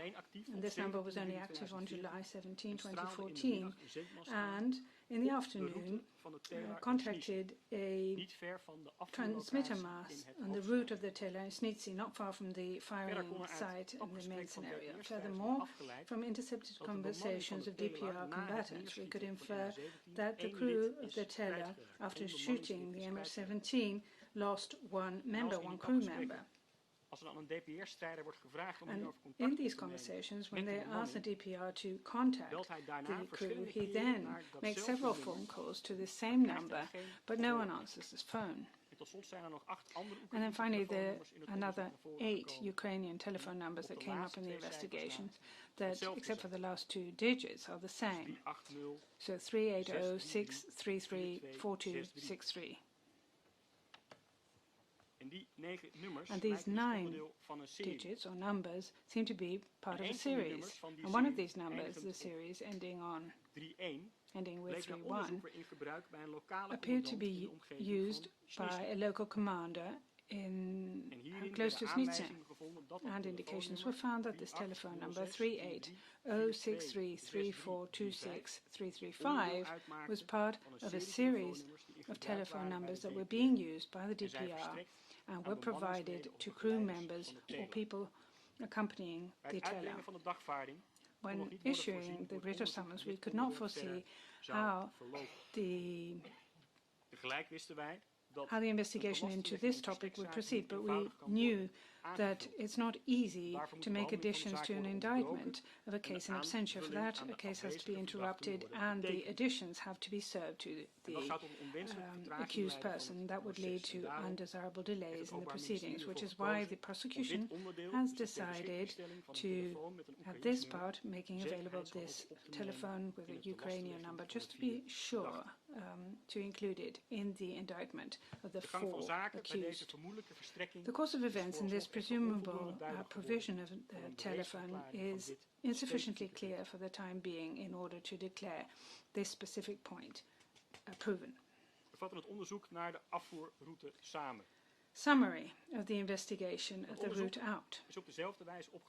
The investigation is structured in the same way as the route in, and this investigation focused on telecom data, witnesses, image material, social media posts, and of all these categories, the evidence was secured, but less so than in the investigation into the route in.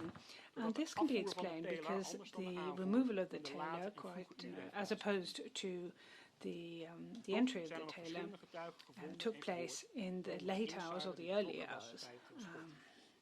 Nonetheless, there are witnesses that were found that made statements, and insofar as possible, the results were validated. The authenticity of the video of the tailor in Luhansk was investigated in all sorts of ways, and the results of the investigation into the firing site have been incorporated in the files so that the reliability thereof can be assessed. We discussed the investigation into the inbound-outbound route, and the main scenario that the MH17 was downed by a book tailor from an agricultural field at Pervomaski was also investigated, and also the origin of the tailor was investigated. In the investigation into the past history and the inbound-outbound route included in the file, we found indications that the tailor came from the Russian Federation. The intercepted conversations refer to that specifically, and the investigation into the context of the conflict in eastern Ukraine, we found further indications that the Russian Federation had provided several heavy weapon systems to the DPR. Another part of the investigation into the origin of the tailor was a comparison of images, and this took place based on photographs and videos of the tailor that, according to the investigation findings referred to earlier, were recorded on the 17th and 18th of July 2014 in eastern Ukraine. Analysis of these images led to a picture of a continued transport of one and the same weapon system. The images of the tailor in Donetsk, Makiivka, Suras, Torres and Luhansk. We can see that the tailor is always transported on a red low loader, which is being transported with a white Volvo truck, and the truck with the red trailer is always accompanied by one or several vehicles. Only on the picture in the video in Snizhny do we see the tailor driving independently in the direction of Pervomaski. So we tried to identify the tailor in the investigation, and the investigation team studied several images of the tailor with the red low loader and the white Volvo truck, and looked for distinctive and unique characteristics, and this led to 15 specific characteristics such as marks, damages, deformations of parts, types of rollover bars and rollers, and the combination of the 15 different characteristics makes the tailor that we see on the image, the photos on the 17th and 18th of July 2014 unique. We see that this same unique combination of characteristics, and for that we established a series of 2,481 images of tailors, especially from Ukrainian and Russian open sources, and a comparative investigation was done. First of all, the investigation team did not find among the 2,400 images, did not find any other images of 17 and 18 July 2014 in which the tailor can be seen on the same data in eastern Ukraine. We see the tailor of the 53rd Anti-Aircraft Missile Brigade of the Russian Armed Forces, and this tailor of the 53rd Anti-Aircraft Missile Brigade has a vehicle number that starts with a 3, followed by a sign that cannot be recognized and ending with a 2. And this number is also called 3X2 in the investigation. Part of the results of the comparative investigation was revealed by the JIT on the 24th of May 2018, but not all the characteristics were discussed at then. A full image comparison was incorporated in the case file, and the recognition and the assessment of the different characteristics of the tailor require sharp and patient eye, because it's all about the details, not only the characteristic itself, and the images are not always sharp, but also it's all about the location of the tailor and the position of the characteristic in relation to other characteristics. And in this explanation, we will focus on one of the 15 characteristics, which is a varying roller at the right-hand side of the tailor, and this is a characteristic that was already shown in the JIT presentation in 2018, and after that there was further investigation, and that is why this characteristic can be assessed even better with respect to the image material that we have of 17 July 2014, and we will explain this, and this also provides insight into the way in which this image comparison took place. The deviating combination of the wheels on the right-hand side of the tailor is called characteristic 13 in the file, and we see this on the video of the tailor, which according to the investigation has been recorded in Torres. The video was provided to the investigation team in 2015, and in order to protect the source of the video, Dutch digital investigating officers have protected part of the video so that the exact location in Torres and the identifying data can no longer be seen. The investigating judge is aware of the full recording and has given authorization for this partial protection or reduction. And the protected version of the video includes the tailor, the Volvo truck, the low loader, the dark van, and the military jeep. All that can be seen very well. We're going to show you a fragment from that video. What we see, and we're zooming in on the right-hand side, the bottom right-hand side of the tailor, view from the right-hand side of the tailor. What we see is all the wheels of the tailor on the right-hand side are so-called spoke wheels, except for the second one from the back, which is one without spokes. And in the file we refer to it as a closed wheel. If we look at images of other tailors from this composition of reference photographs, we see the difference. The so-called spoke wheel in the middle has a hubcap with 5 broad spokes connected to it. The so-called closed wheel has a hubcap but doesn't have any spokes. In the picture on the top right-hand side, the top pictures left and right, you clearly see the spokes, and the pictures below, you see the closed wheels.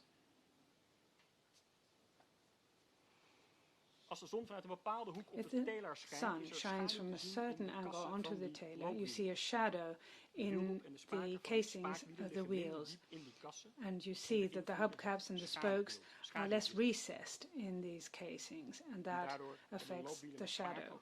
And the wheels with spokes have a different shadow than the closed wheels. And based on those differences in the shadows, we can distinguish the different types of wheels. And these shadow differences can be seen very clearly in the tailor video in Torres. In the first phase of the investigation, per wheel, we measured how broad the visible shadow is. And based on those measurements, it became clear that the shadow in the second wheel from the back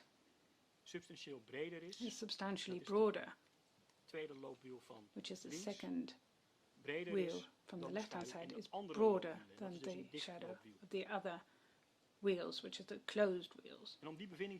And in order to assess these findings, 3D scans were made of both types of wheels, and they were entered into a computer program in which a shadowing can be simulated. You see this here. These are the scans of different types of wheels. And in the course of time, you see that the light changes, and you see the differences in shadowing of the different types of wheels. So the clock stood still at 12, which is the time the video was recorded.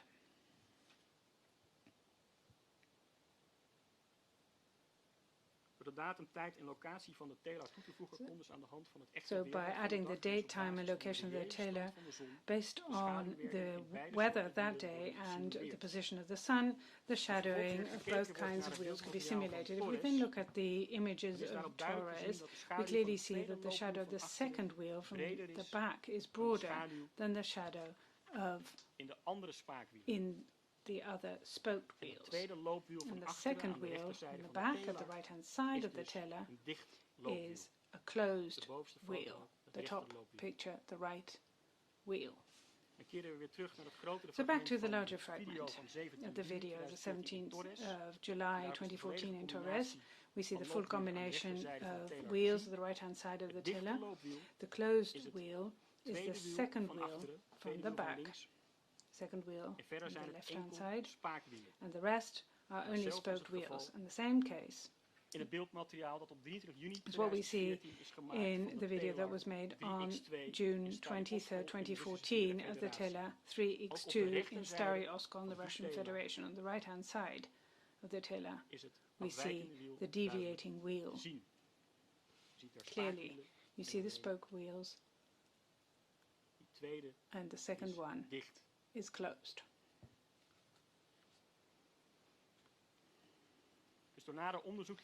So by conducting further investigation into the shadowing of this wheel, this specific characteristic, one of the 15 in total, can be even better assessed. A full comparison of images based on all characteristics will take place and will be discussed when we discuss the merits of the case. Based on the comparison of images, further investigation was conducted into the tiller 3x2 of the Russian 53rd Brigade. The tiller was part of the convoy that in June 2014 was photographed several times in the Russian Federation. From investigation into those images and investigation into social media posts showed that the convoy on June 23rd, 2014 left Kursk and then drove to Milarovo, southeasterly direction along the Russian-Ukrainian border to the Russian town of Milarovo at the level of Luhansk, eastern Ukraine. It was quite a conspicuous convoy, attracted a lot of attention, and people regularly made photographs of the convoy. And by establishing the location of the images of the convoy, we could reconstruct the route. In the images, several times you see a tiller, and the side you see the unique vehicle number 3x2. Besides images, social media posts were also investigated. Social media messages that refer to the same convoy. And by way of example, we'd like to refer to a posting of a military of the 53rd Brigade of June 25th, 2014 on V-Contact. He says that they're on their way to Rostov and that they're causing a lot of attention being paid to them, that they're driving in the direction of the war. In Ukraine, it's chaos, and we are driving in the direction of the war. On April 6th and June 6, 2018, the prosecution requested the Russian Federation, by means of a letter of request for mutual legal assistance, to provide information on the tiller with number 3x2. One of the questions was where the tiller was located in the period from the 23rd of June to the 23rd of July 2014, and who the crew members were that were responsible for this tiller. On September 17, 2018, the Russian Ministry of Defense held a press conference, and we referred to that press conference earlier on. And it was said in the press conference that the images of the tiller in Ukraine had been manipulated. 1 month later, we had a Russian answer to the letter of request, and they repeated that the images of the tiller in Ukraine had been falsified, and that the images of the convoy of the 53rd Brigade of June 2014 in the Russian Federation would raise questions, and that obviously had to be analyzed. According to the Russian authorities, there would be no evidence for the presence of the book teller in eastern Ukraine, and therefore there was no reason for the Russian authorities to reply to the question as to where the teller with number 3X2 was located in the period from June 23rd up to July 23rd, 2014. We already discussed how we validated the images, and based on the Russian allegations of manipulation, we had further investigation conducted by the Netherlands Forensic Institute, and as we said, that did not lead to any indications of manipulation. This important question that we asked to the Russian Public Prosecution Service, to which we didn't receive an answer. Well, we reminded the Russian authorities of that question time and time again, and we indicated that it's not up to them, it's not up to them to assess evidence in an investigation in another state, and that they cannot refuse to provide information. Also, at a diplomatic level, the governments of the JIT countries insisted on a reply without any result. Russian authorities did not send any information with respect to the other location of the Taylor 3X2 of the 53rd Brigade on July 17, 2014, that came up in our main scenario. 17 July 2014, that main scenario was the agricultural field at Pervomaisky, eastern Ukraine. In the investigation into the origin of the teller in the main scenario, several steps were taken. First of all, the images of the teller of 17-18 July 2014 in eastern Ukraine were compared with a large number of images of tellers in Ukraine and the Russian Federation. And comparative image investigation showed that the teller on 17-18 July 2014 corresponded with the teller with number 3X2 of the 53rd Anti-Aircraft Missile Brigade of the Russian Armed Forces. And further investigation and social media posts obtained show that the convoy of the same brigade moved towards the Russian and Ukrainian border late June 2014. The public prosecution asked the Russian authorities repeatedly where this teller with number 3X2 was located in June and July 2014. No answer was received.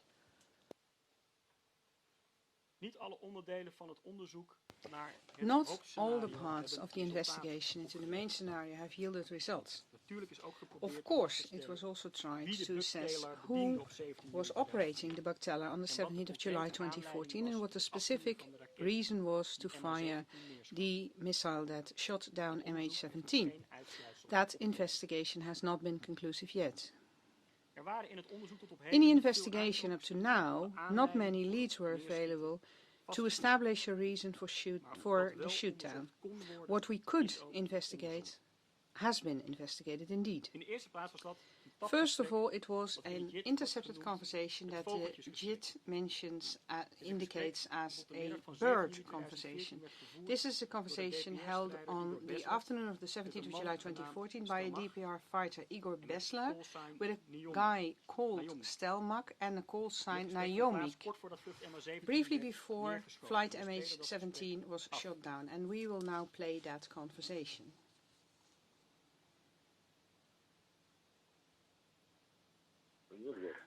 Николаевич, 4. Да, Наемник. Птичка полетела. 4, yes, Naomi. Птичка полетела. Bird flew to us? Yes. Не видно за тучами, высоко сильно. Reconnaissance or big? Все понял, Cannot see behind clouds, too high. Understood, receive, yeah. Announce upward. This is the conversation that was reported by Stelmach. And we also talked about this conversation in our opening statement. It was investigated whether this conversation could have been the reason to fire the bug missile in the main scenario.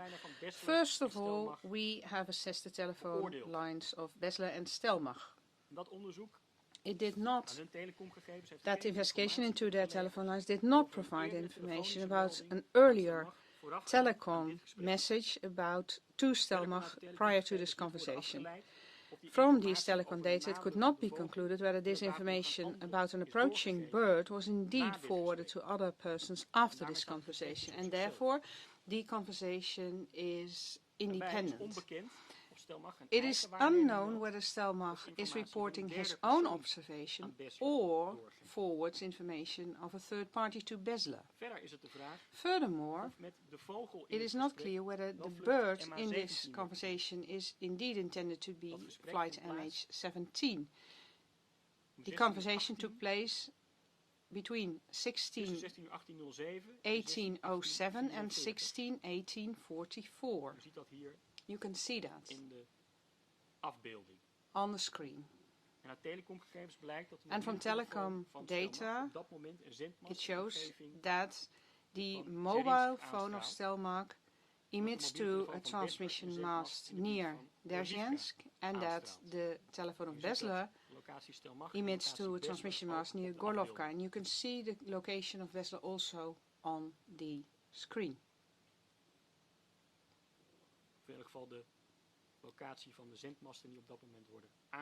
At least the location of the transmitter masts that are contacted at the time.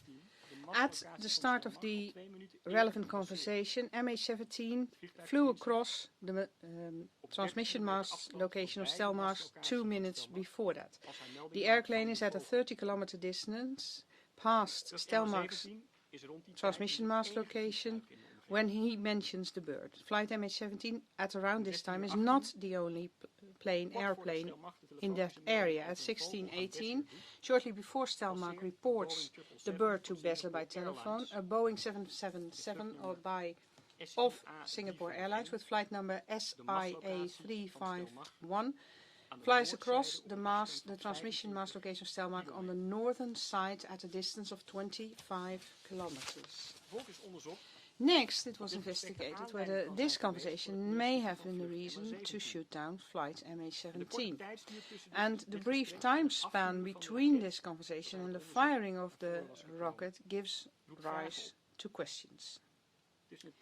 Between the time that this conversation ended, 16:18:44, you see that at the end of the conversation, and the time on which the missile was probably fired, 16:19:31, is less than a minute of time span.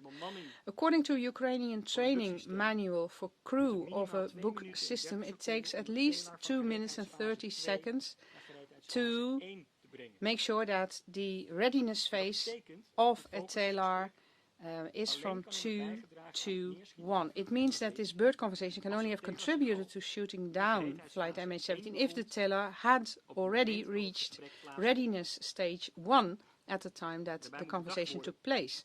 And we need to consider that a TLR in the readiness phase 1 can be detected by enemy radar systems. So we need to wonder whether the TLR would already take that vulnerable position without having a specific reason to do so, because it could be detected by enemies. So without having a specific reason for an approaching target. The investigation in this conversation yielded mainly doubts whether this conversation may have contributed to shooting down flight MH17. And it does not provide evidence that the information from this conversation actually reached the crew of the TLR.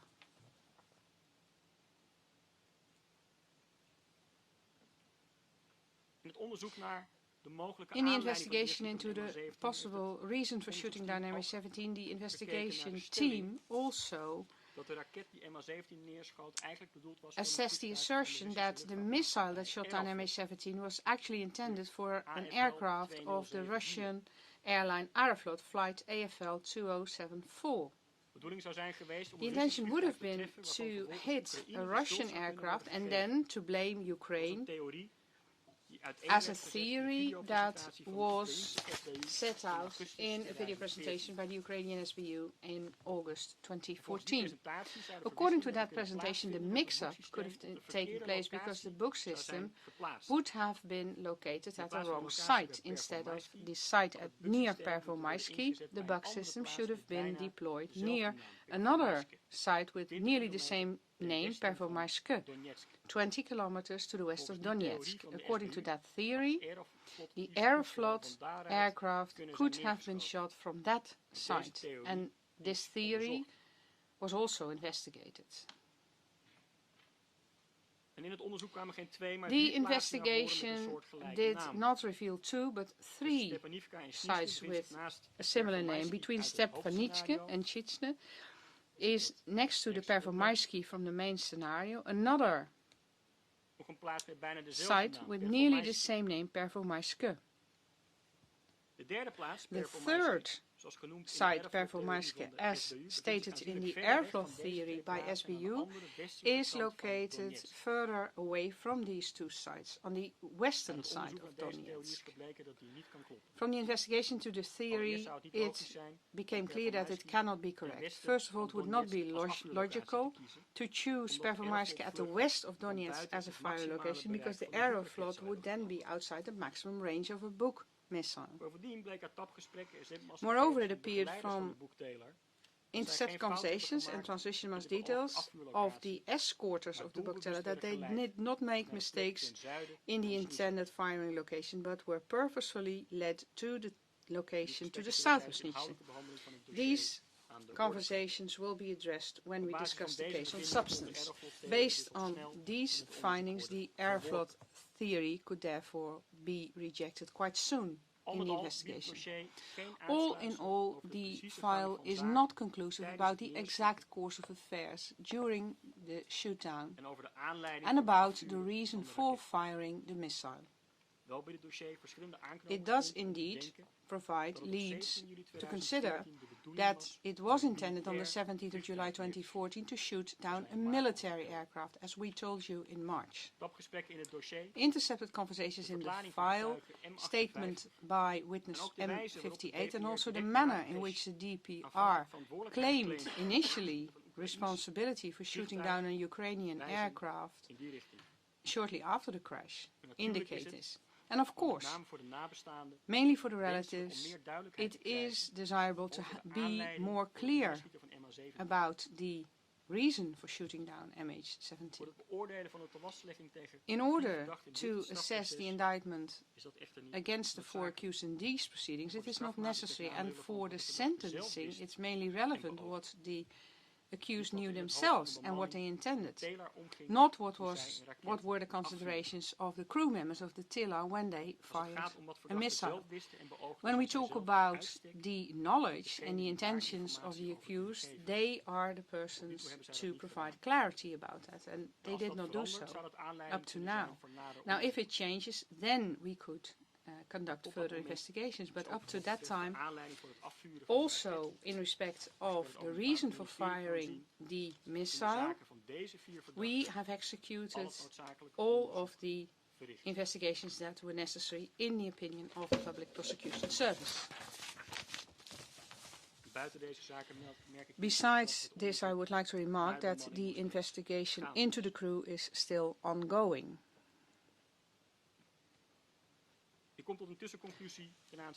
I would now like to discuss the intermediate conclusion with regard to the main scenario, and that will end the explanation of the Public Prosecution Service for today.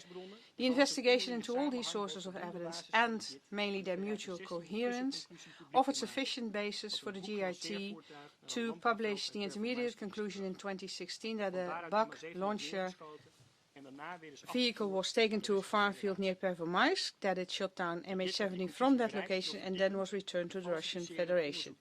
JIT reached that conclusion by means of thorough investigation and investigation into falsification. It did not just try to investigate the main scenario as much as it could, but also actively try to refute that main scenario. The alternative scenarios that MH17 was indeed crashed indeed by means of an onboard explosion, that it was shot down by a fighter jet, that it was shot down with another surface-to-air missile than a Buk, that MH17 was shot down by a Buk missile from another location, and that MH17 was shot down by a Buk missile from the Ukrainian armed forces. Within the main scenario, it was further investigated what the origin of the TELA was. Based on that investigation, the JIT reached the conclusion in 2018 that it originated from the Russian 53rd Anti-Aircraft Missile Brigade, and it had a 3-digit vehicle number that started with a 3 and ended with an X. Afterwards, there was in-depth investigation was conducted into the comparison of footage on which it based that conclusion. Up to now, the Public Prosecution Service did not receive a reply from the Russian Federation with regard to the question where this TILA was located with the number 3X2 in the period from 23rd of June up to the 23rd of July 2014.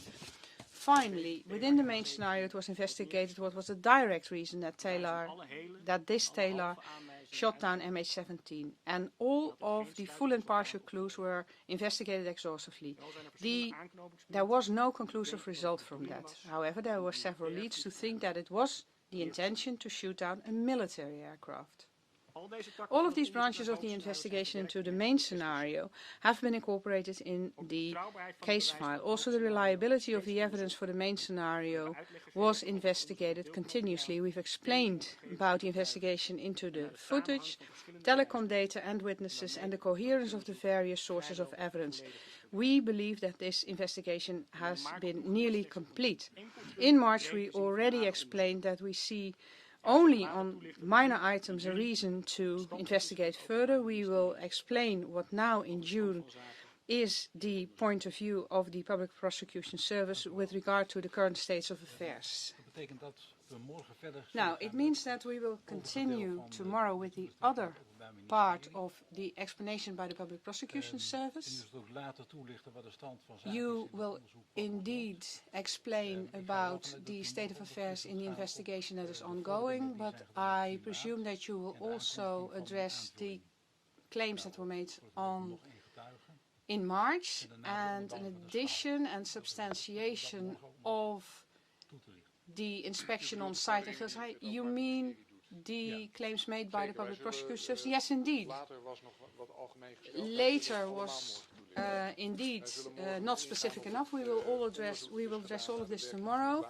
The investigation into the weapons system, the investigation into the individual roles of the accused, and mainly address it comprehensively whether these accused could claim immunity, and then we will finalize with a conclusion about our view about the completeness of the investigation and explain what other claims will be made by the Public Prosecution Service, and also address the questions that you submitted to us yesterday or the topics that you indicated to be discussed. And then we believe that everything will be finalized, what we need to say. Thank you for explaining that. It means that the state of affairs is that we will now adjourn until tomorrow morning 10 o'clock, and then we will continue.